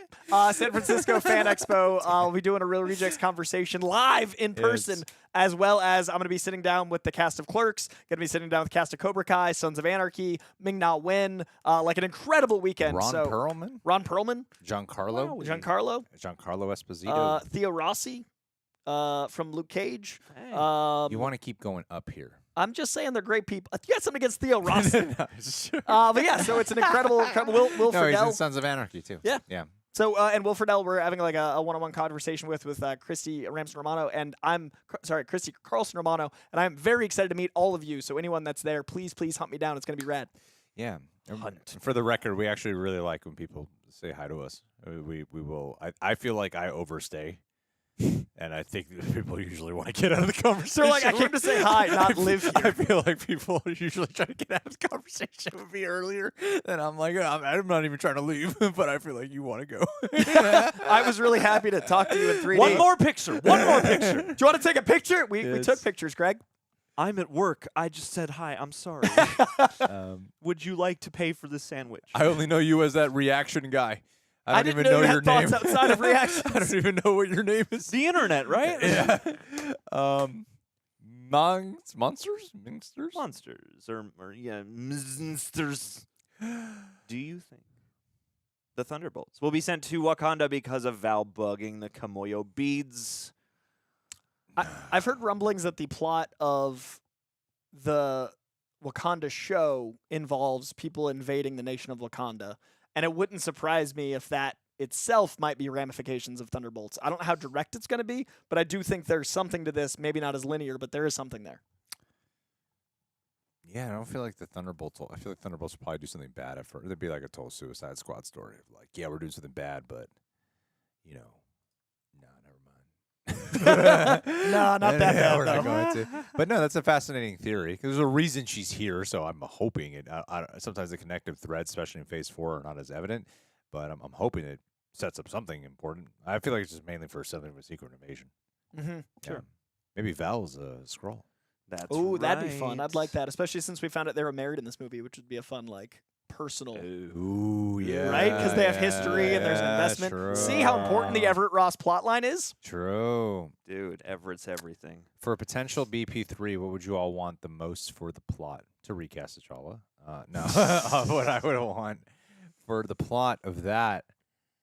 Ooh. I'd like to see M'Baku juggling being the king and the difference in what the Black Panther mantle means when the king and the protector are separate. And I'd like to see the people of Wakanda dealing with a new kind of Black Panther, like what it represents to the people, and then her having to, Yeah. kind of like weigh that new weight of responsibility. That's a difficult answer to top. I feel like I that will not top it. that would be good to have Yeah. M'Baku get that shine as well, Yeah, for sure. I'd like an army of Everett Rosses. There's an option for more Martin Freeman because Yep. Chris Mann really wanted to get this one out to Oh, Coy before I in leave, the- okay. in the Streamlabs. Yeah. Off topic, but I'm a straight man, Mm. and Coy Jandreau makes me question things. I would also pay for a Coy fan site. Man. as a man who appreciates a compliment, as we discussed, Coy's Coital Corner. Let's do no it. higher praise than Coy's Coital Corner. Let's do it. Unfortunately, there will be no fan site, but you have warmed my heart with your appreciation as a straight man with questions, and the women that chimed in earlier as well. Just start. That needs to be an orientation. Straight man with questions. Straight man with questions. And that is the perfect place to go.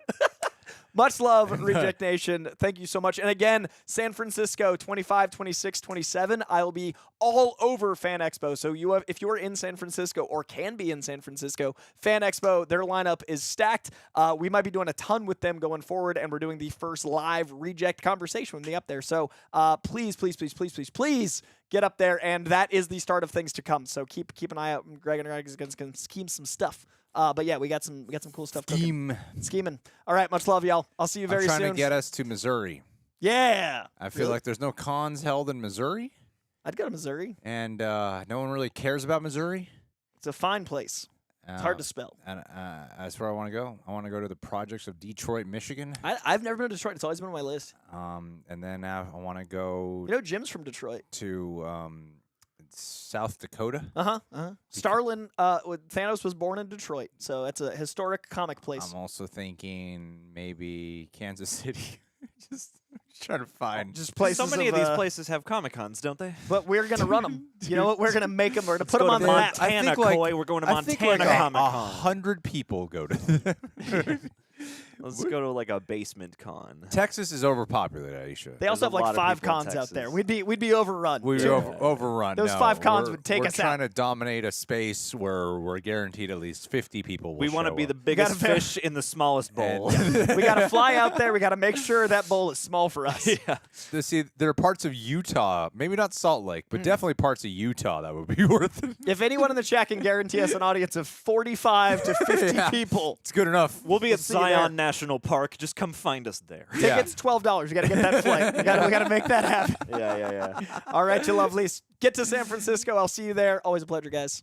Love you, Koi Coy Sun. Jandreau. See you, buddy. Koi Sun. Koi-san. I do call. That's what I do call Koi. Yeah, no, I know. Koi-san. It makes me happy every time I hear it. All right. Let's readjust the frame a tad bit here. Love you, buddy. No, it's okay. I The got you, volume John. knob We're doesn't- readjusting a doesn't tiny bit. do anything on this right now, so All right. Perf. We have been readjusted.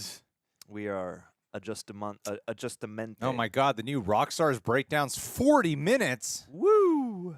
I hope there's a 10-minute ad in there we can cut out. Yes. 20-minute ad.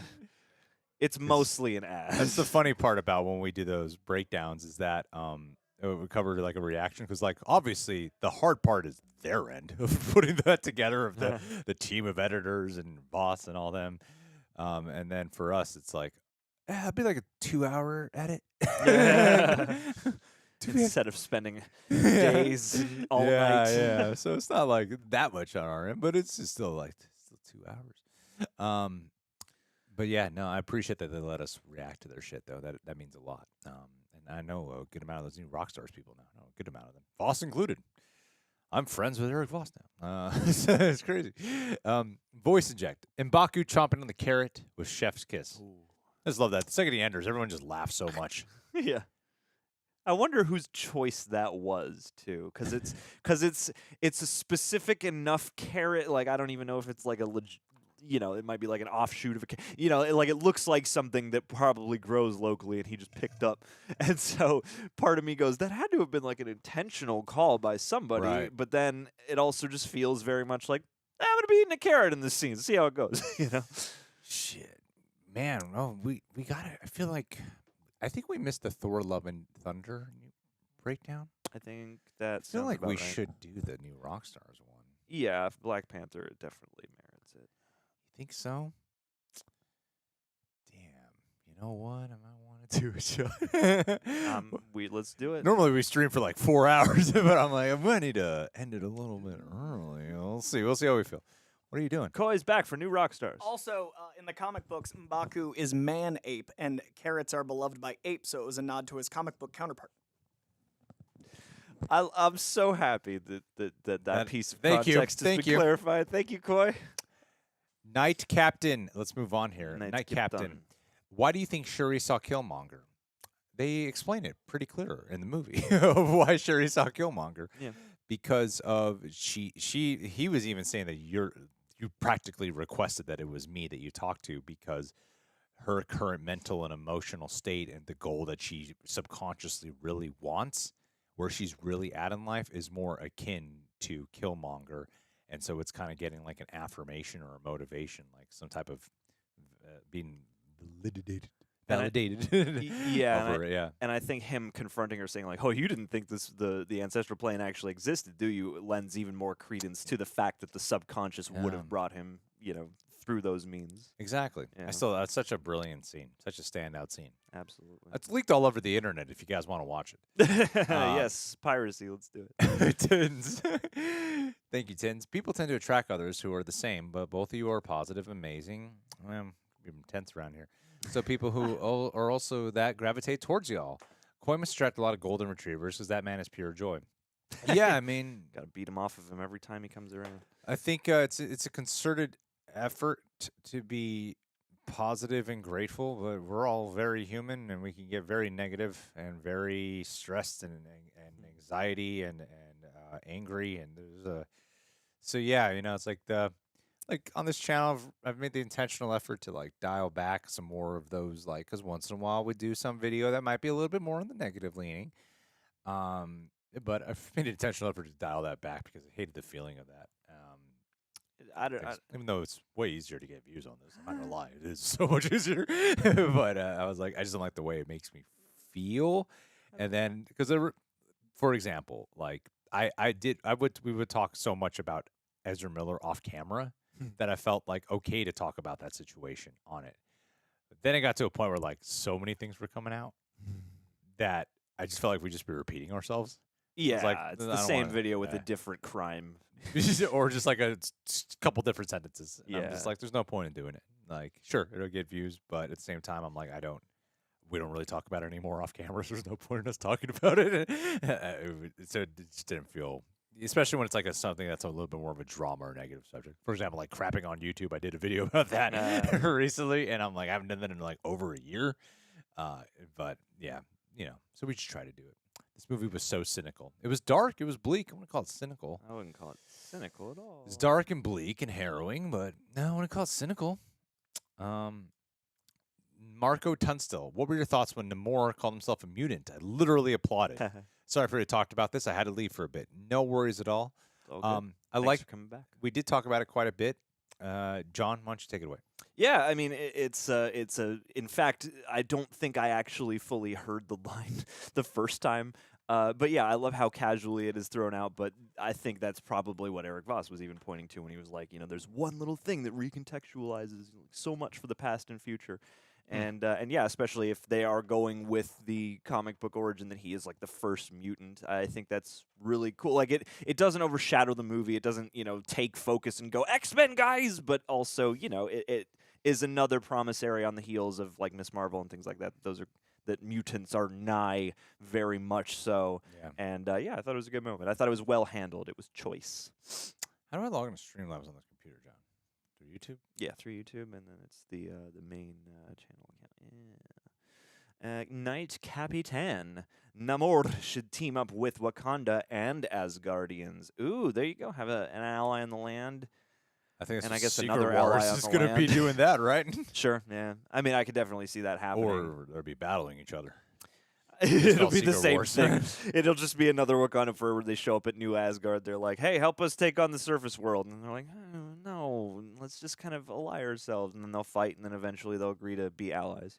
Yeah. But yeah, I mean, it would make a lot of sense. I think that would be cool. Plus, Uh, then you could have, Namor and Thor butt heads, get some arrogance going. If only Coy was here now. For why? For more of the Namor arrogance chat. Raccoon Shampoo, did you have trouble buying that Talokan had the size and power to actually fight against, I'm going to say Wakanda and win? I feel like the threat they were said to pose didn't match up the depiction we saw of Talokan. We don't see in Talokan their numbers, but I got a good sense for like when they come back. Like the one thing the barge fight did do for me was I was like, it does seem like the Wakandans They were about to lose. they're about to lose. They were yeah. cornered, about to be pushed off. They were about to lose. And Namor shows back up and he's like, okay, everyone stand down. But it's like, even if the Wakandans are making some headway or getting some blows in, it seems pretty clear that Namor's forces are just so vast. Yeah. And he even says that at one point, and I kind of trust that line was, we've got something about, more soldiers than you could ever even imagine. And yeah, so I thought they communicated that pretty succinctly. Yeah, I think they were. I mean, I would have liked to have seen a little bit more of them. I do think that final fight, especially, could have been fleshed out better. Especially to see like two very different fighting styles clashing with each other would have been really cool and on a smooth camera way where the choreography was really defined. Because I think you do have very different fighting styles with them, and I would have just wanted to see that be demonstrated more. But it kind of just bleeds together. It's a bit of a mess. Well, and I think it could have been cool if they really took advantage somehow of like it's a naval battle, and Yeah. if they had really made it a naval battle somehow, I think that could have been cool. Whereas it's mostly people punching each other on or around a boat, a barge.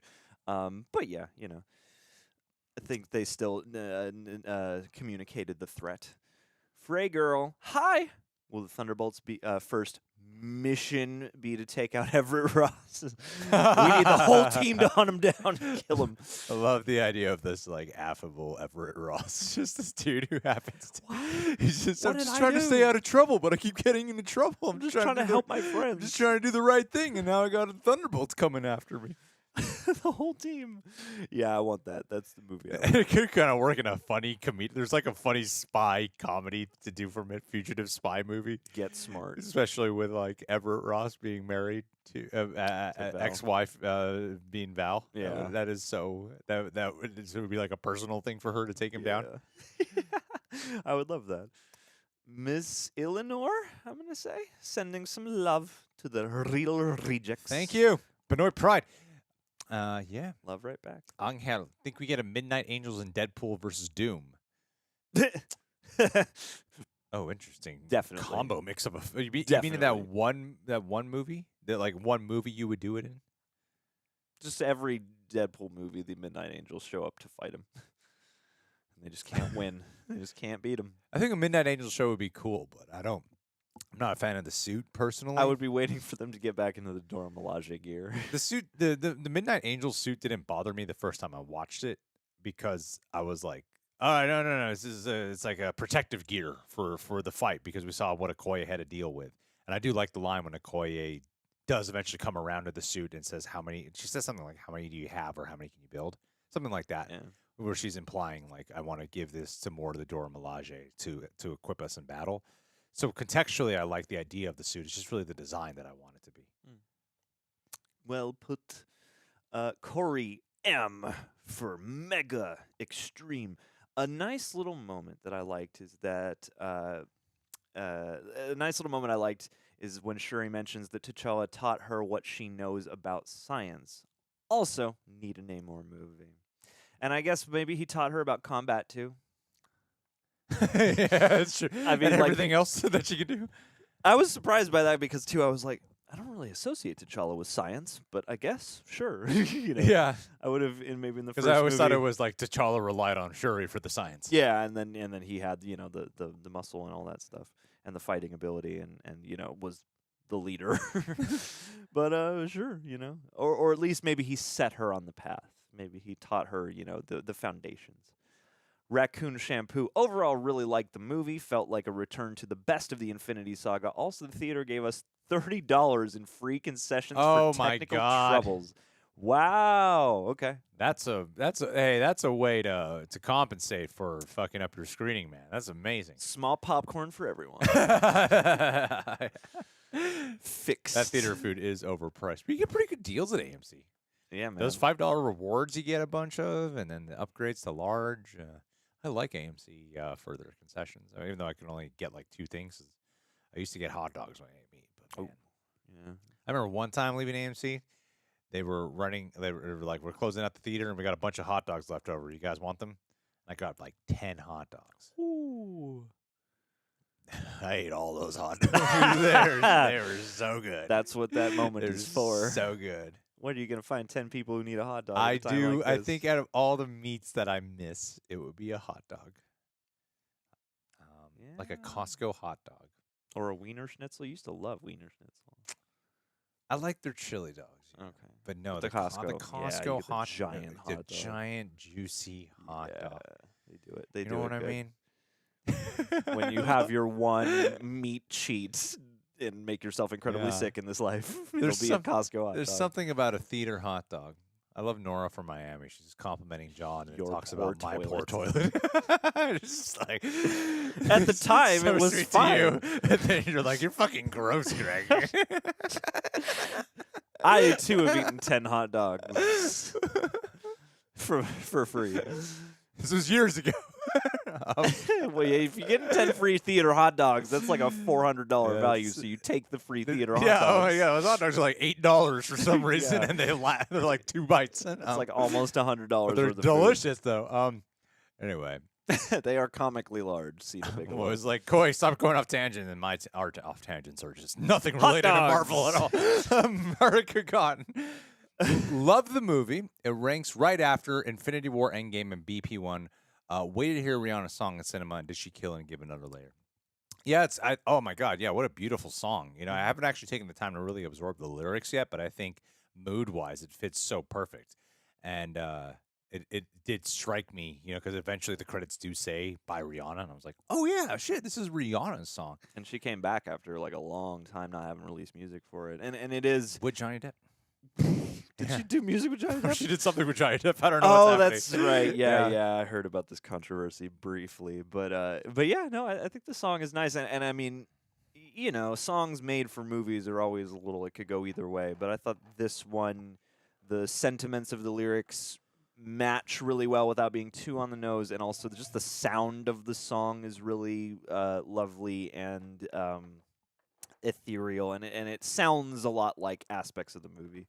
And the production is really crisp. It's nice to hear a credit song that sounds like it could have actually been in the movie itself. Yeah, you know? yeah, for sure. Because a lot of times those like songs don't, and it's cool to have a song with lyrics versus just orchestral. Yeah, yeah, and it's one of the few times where it's like a song is made for a movie, and I feel like sometimes, at least to me, that kind of leads to an anticipation of like I'm going to hear it in the movie, and then you hear it in the credits, and you're like, oh, it's the credit song. Yeah, But this is like, no, this is the song to end the movie on. it's the mood. Yeah, It's a absolutely. great intermission between end credits and post credits. for sure. So yeah, I do appreciate that song a lot.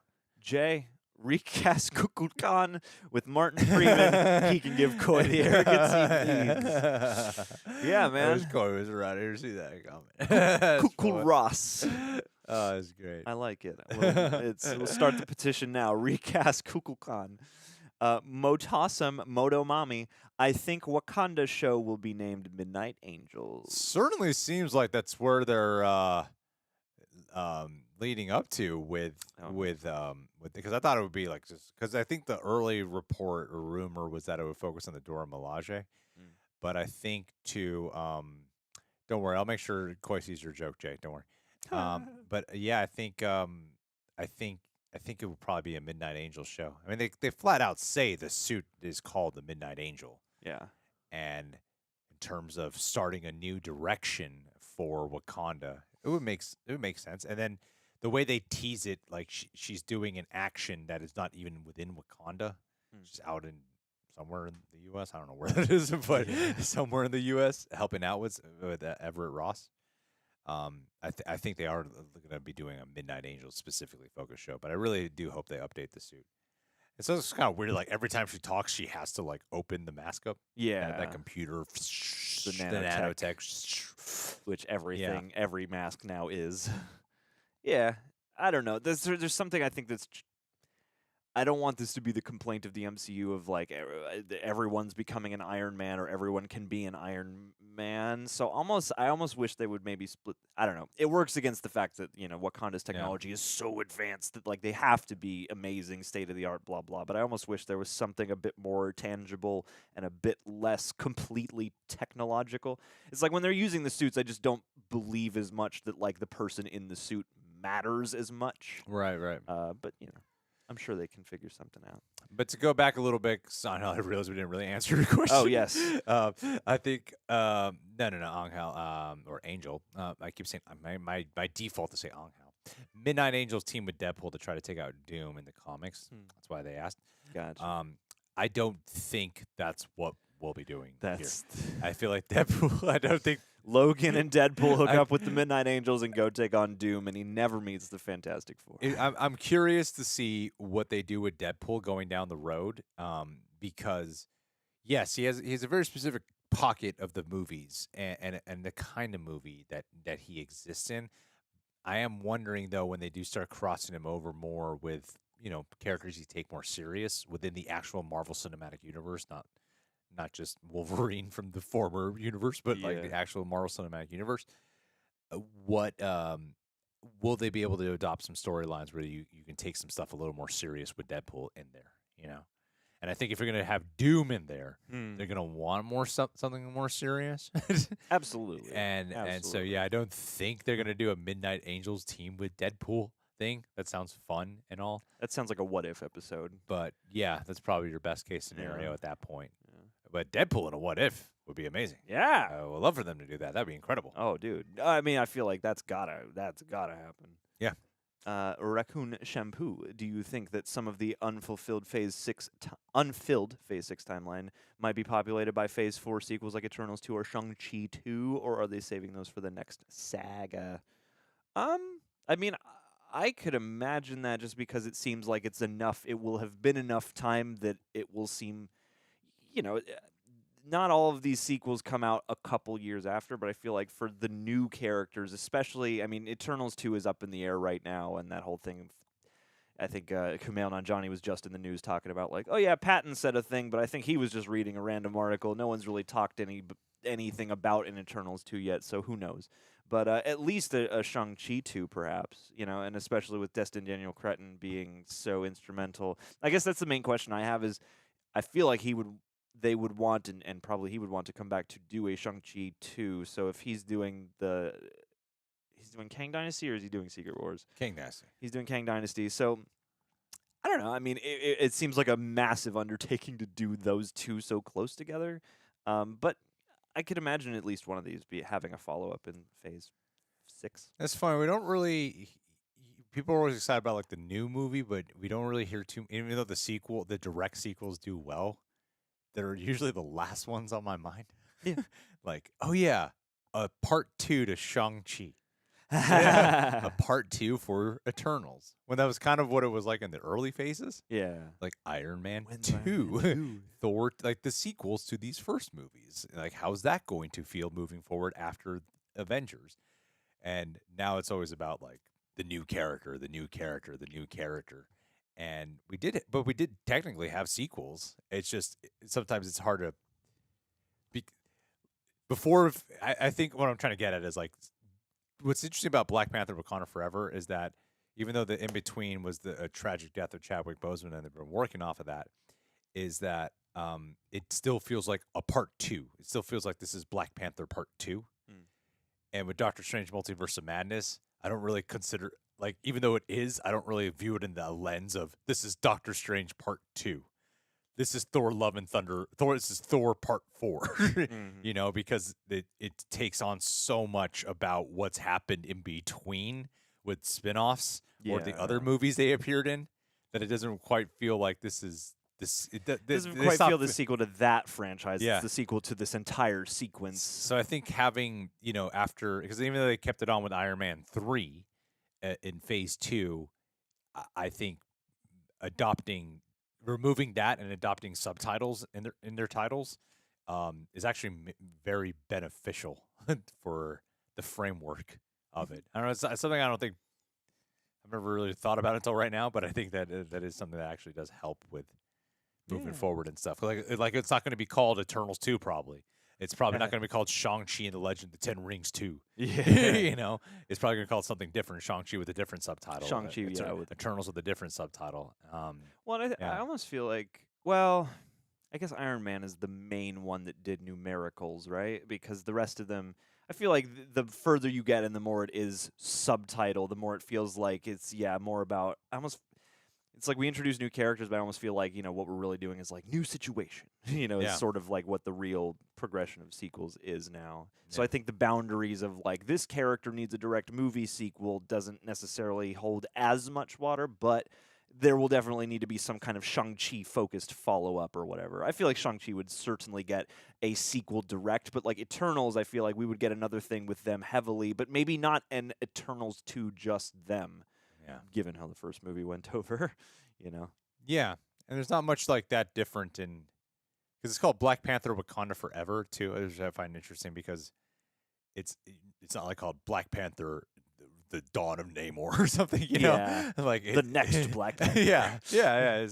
And Guardians does do the volumes. That's right. Oh, that's right. I got like that. That's something. There is something that feels weirdly more special and more focused when you have like the numeric side of it. Yeah, you know, it feels like it's this character next chapter. Yeah. Whereas the subtitle plays into the fact that it is like a big sequence, and this sequel isn't just a sequel to Thor, you know, the Ragnarok or whatever it is. It's also the sequel to, like you said, the greater circumstances and stuff that's happened in other movies that maybe involved Thor but isn't Thor. So But Thor: The Dark World did feel like Thor 2. It did. But Thor Ragnarok did not feel like Thor 3. It definitely felt like the next sequel in this phase. Yeah, for sure. And it happens to star Thor. So go. Jay Ale. Thank you. Love watching you guys. It makes the movie better for me. Do you see young T'Challa being part of the Young Avengers, or how do you see him in MCU? I mean, I feel like the obvious direction would be to. I mean, the two main things I've heard is that through something with Secret Wars, there could be some type of time jump where you do have him like aged up, or he would be Young Avengers. And I feel like Young Avengers would probably be the way to go for this. I do want to see the movie though, where like for Black Panther 3, where a few years have passed. Maybe it's not like right after Black Panther Wakanda Forever, but a few years have passed. He's perhaps like a teenager or something who decides to go into Wakanda, and you watch him deal with that, where it's kind of like mirroring in a way of what Killmonger dealt with, but in a more positive way. Not like I got to take over, but how do I assume the throne I am the rightful heir to? Yeah, and how do I really connect with my roots? Yeah. Having grown up without them for a certain period of time. Yeah, I think that would be, because they're like Dixon was just saying there that they think there'll be a huge time jump, but I feel like it might just be a few years, and you could do that.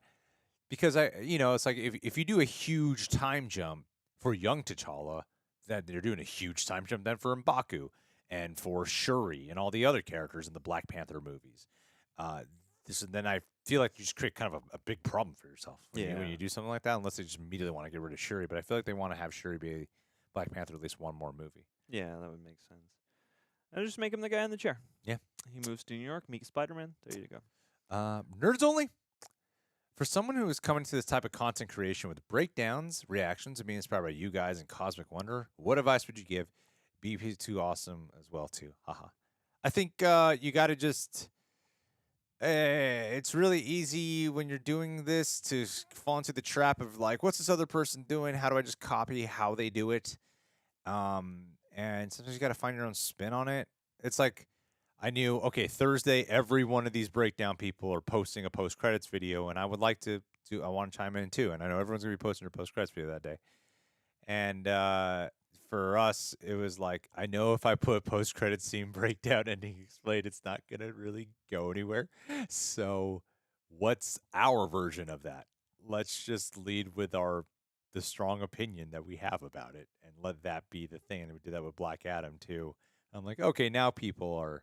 Because that's more us. That's more authentic to us versus being like post-credit scene breakdown. Because I'm like, that's not really what we're doing. We're not like it's a part of it. It is, but it's not it's scripted out. It's not that. It's just off the dome and more coming from the emotions.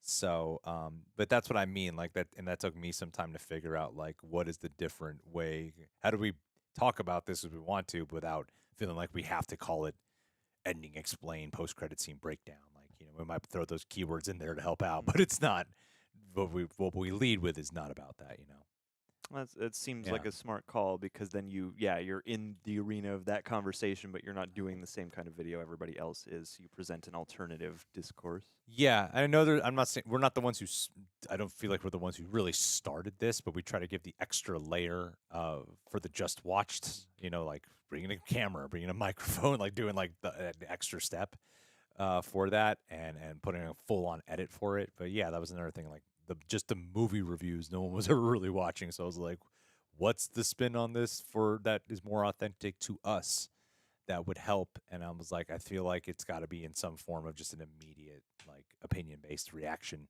So we're not going to record ourselves in the theater. So what's the next best thing we can do? Risk having security tell us to leave every single time, which Risk can the permit conversation. which can mess with the actual being able to talk about it, because it's always in the back of my mind that like we can kick out here any second. But it's more fun to do it that way. So yeah, I think just finding whatever way you can make it your own, even if it's similar in some way. That's the real way to do it. Ismail Montoya. Hey guys, I like Black Panther Wakanda Forever, but it felt crowded. Is it assumed that M'Baku challenged Shuri for the throne? No. I wonder why people are saying that, because I feel like he made it pretty clear that she's not going to be joining us. Otherwise, he would be challenging her. Otherwise, he would have come out and be like, I'm challenging Shuri, and then there would have been a joke of like, where's Shuri? Cut to Haiti. If he was challenging Shuri, they would show us that. They wouldn't leave us this room to question. And he wouldn't say she won't be joining us. Yeah. I took that as she dropped him off, essentially. Yeah. on her way. Yeah. So that's not all what's happening. Yeah, it just seems that clearly maybe Shuri doesn't want to do the ruling. She just wants to do the panthering. And hey, my counsel and my essentially surrogate now brother, you take it on. Yeah. We can have a close discourse. Angel? It is Angel. Soler. Would the child situation not fall under keeping him from the pressure of the throne? The less people that know equals less conflict to take the throne. Fair enough. Sure. I don't think Shuri would be like, I gotta get this kid out of the way. I don't think it would turn into House of the Dragon where it's like, oh no, male heir, what do I do? But yeah. The less people to know, certainly, yeah. The less conflict, the less, just the less he has to have that in his mind from anybody. But I think at influence. a certain point he's going to want to assume. I think that was the whole point of saying, like, do you want to know my secret? I am Prince T'Challa. Like he's embraced that he's Prince T'Challa. Yeah, he's embraced that. He doesn't want to already at a young age, and I think Nakia wants him to embrace that.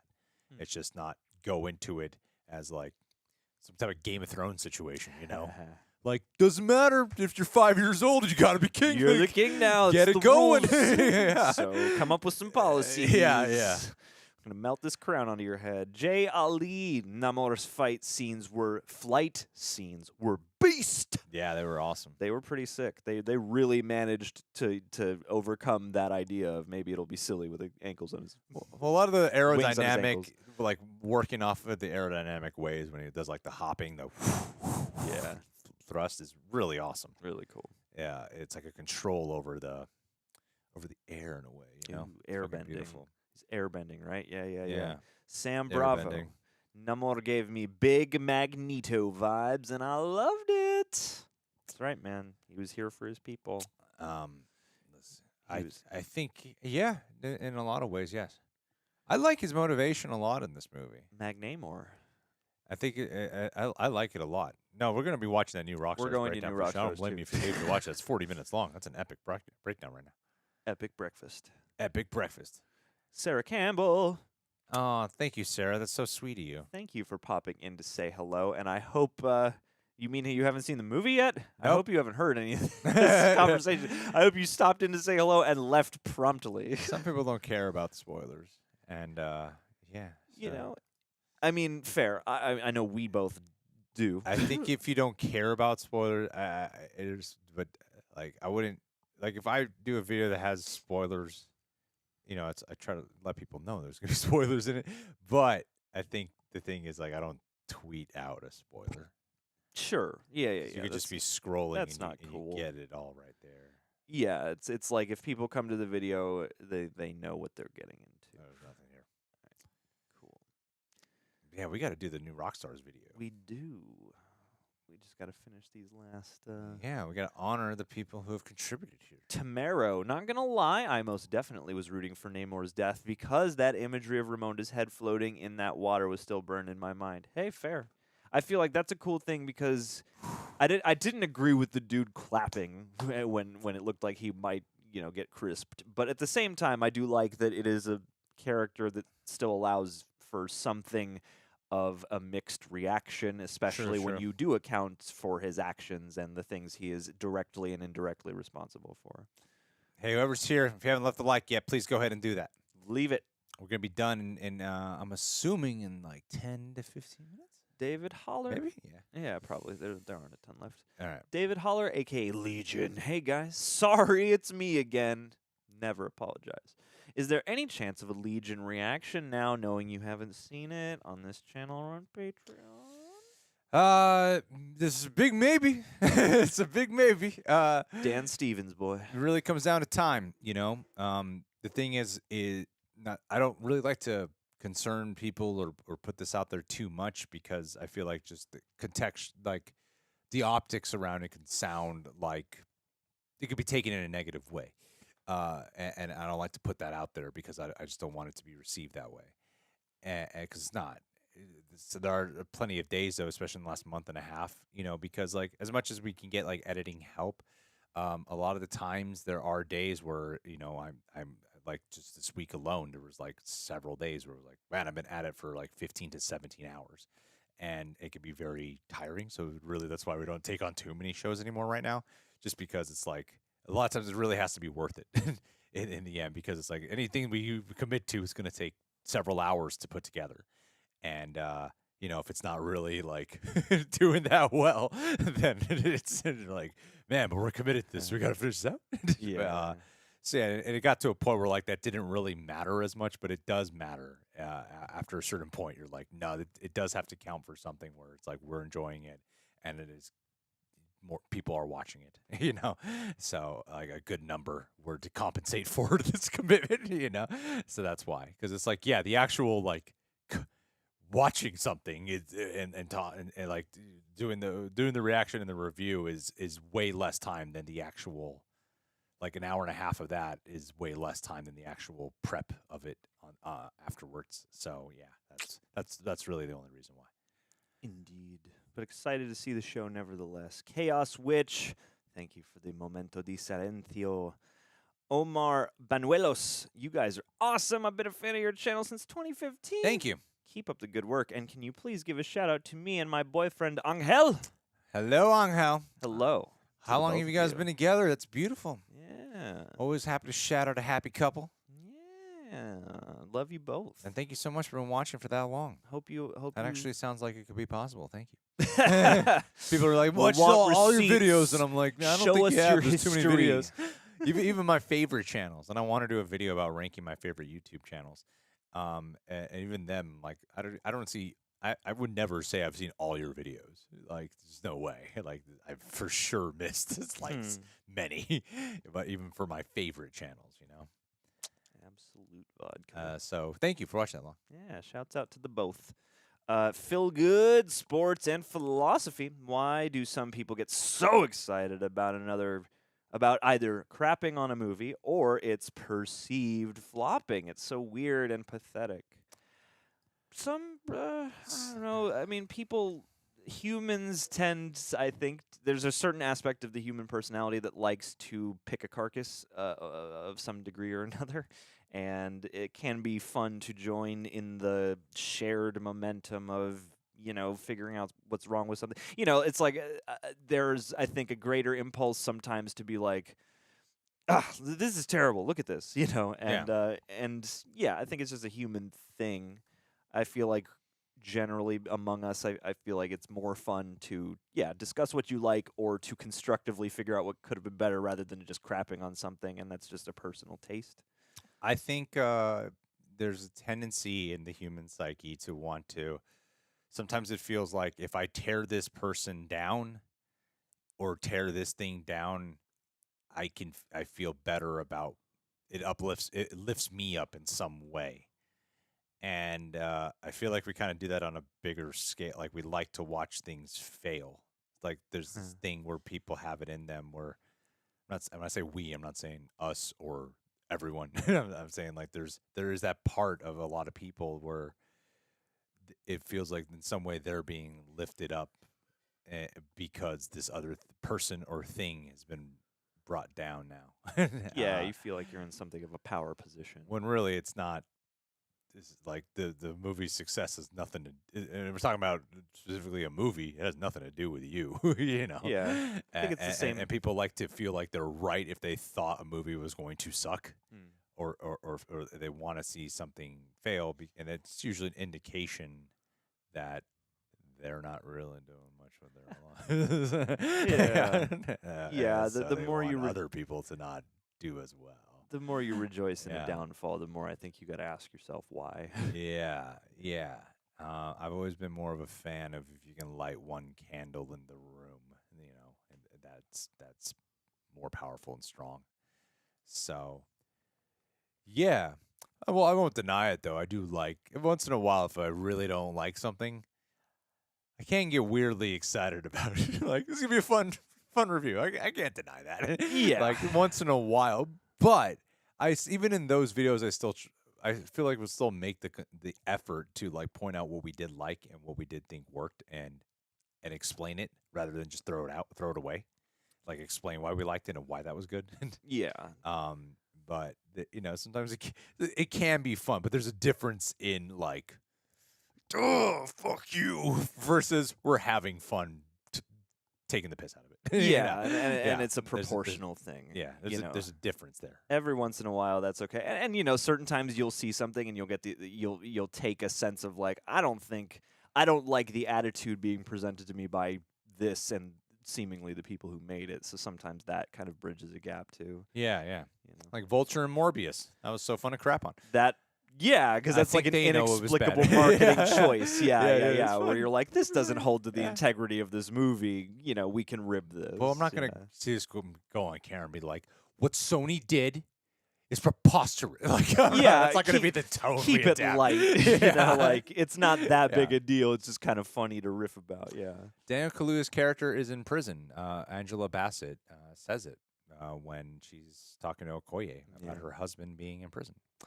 That she can go visit him where she can't visit her people who have passed on. Best name, the more dialogue. Even in the depths of the ocean, I brought the sun to my people. Very Prometheus. It was a beautiful moment. Absolutely. So dreamlike, so ethereal. I loved it. Yeah.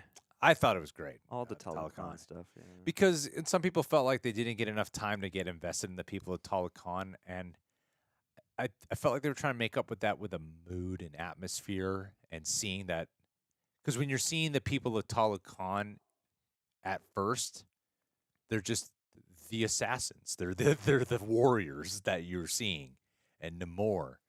And then when you go to Talokan, you're like, oh, there's like families and kids and happy And people, and life beautiful happening. people. Yeah. Like there's a lot of. It is a civilization, and that was enough for me to be like, oh yeah, you can't just go to war because these are just they're people. If it was just like blue angry people who want to just like go fight and stuff and like stay off my land, like that's a different conversation. Not saying that's right. I'm just saying it's a different association versus when you're seeing like no, there's real families here and people who probably have nothing to do with the fighting. Yeah, You know? absolutely. Yeah, and I mean, yeah, it would have been cool to spend time with all the levels of society. Yeah. But I think they do communicate it well enough for when she's flashing back and she's seeing Sure. their people and her people together. In that montage, it checks, it reads. The parallel Yeah. is there. It's presented. Do you think we can see Prince T'Challa and Storm marrying in the future? Maybe that would be fun. Yeah. It's a Kevin Feige answer for you. Maybe. Articles, headlines. Kevin Feige says it's possible. If Wakanda Forever and the Mutants show make enough money, then sure.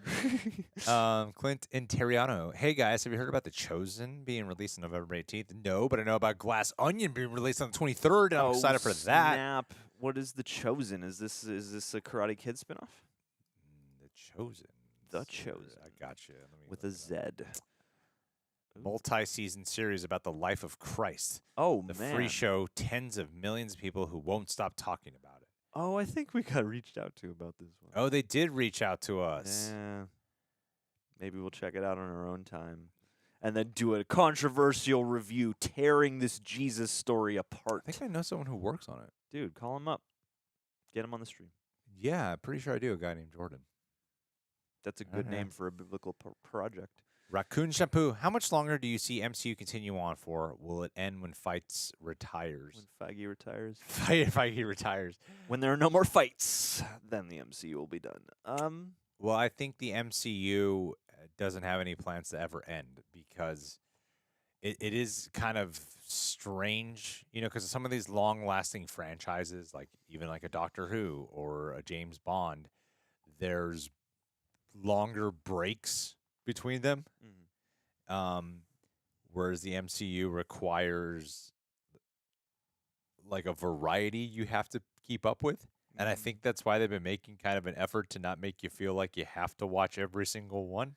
Well, Because- yeah, once you're like 30 movies deep, it's a little tricky. Because it's not a franchise. You got to keep that in mind. It is a franchise, but it's more than that. It's a studio. It's an actual movie studio. That would be like, how long do you think Warner Brothers is going to continue? Which is a good question. But how long do you think like Disney's going to continue on for it? It's because it's their studios. So the corner the Marvel Cinematic Universe has put themselves into is it's got to be all Marvel. That's the Yeah. one corner of it Until that amalgam universe. and they've established themselves as everything's connected. So yeah, I think it's just they'll have to keep evolving and adapting and changing it out. But I don't think they ever plan on ending at least. It only ends when they egregiously stop making any money.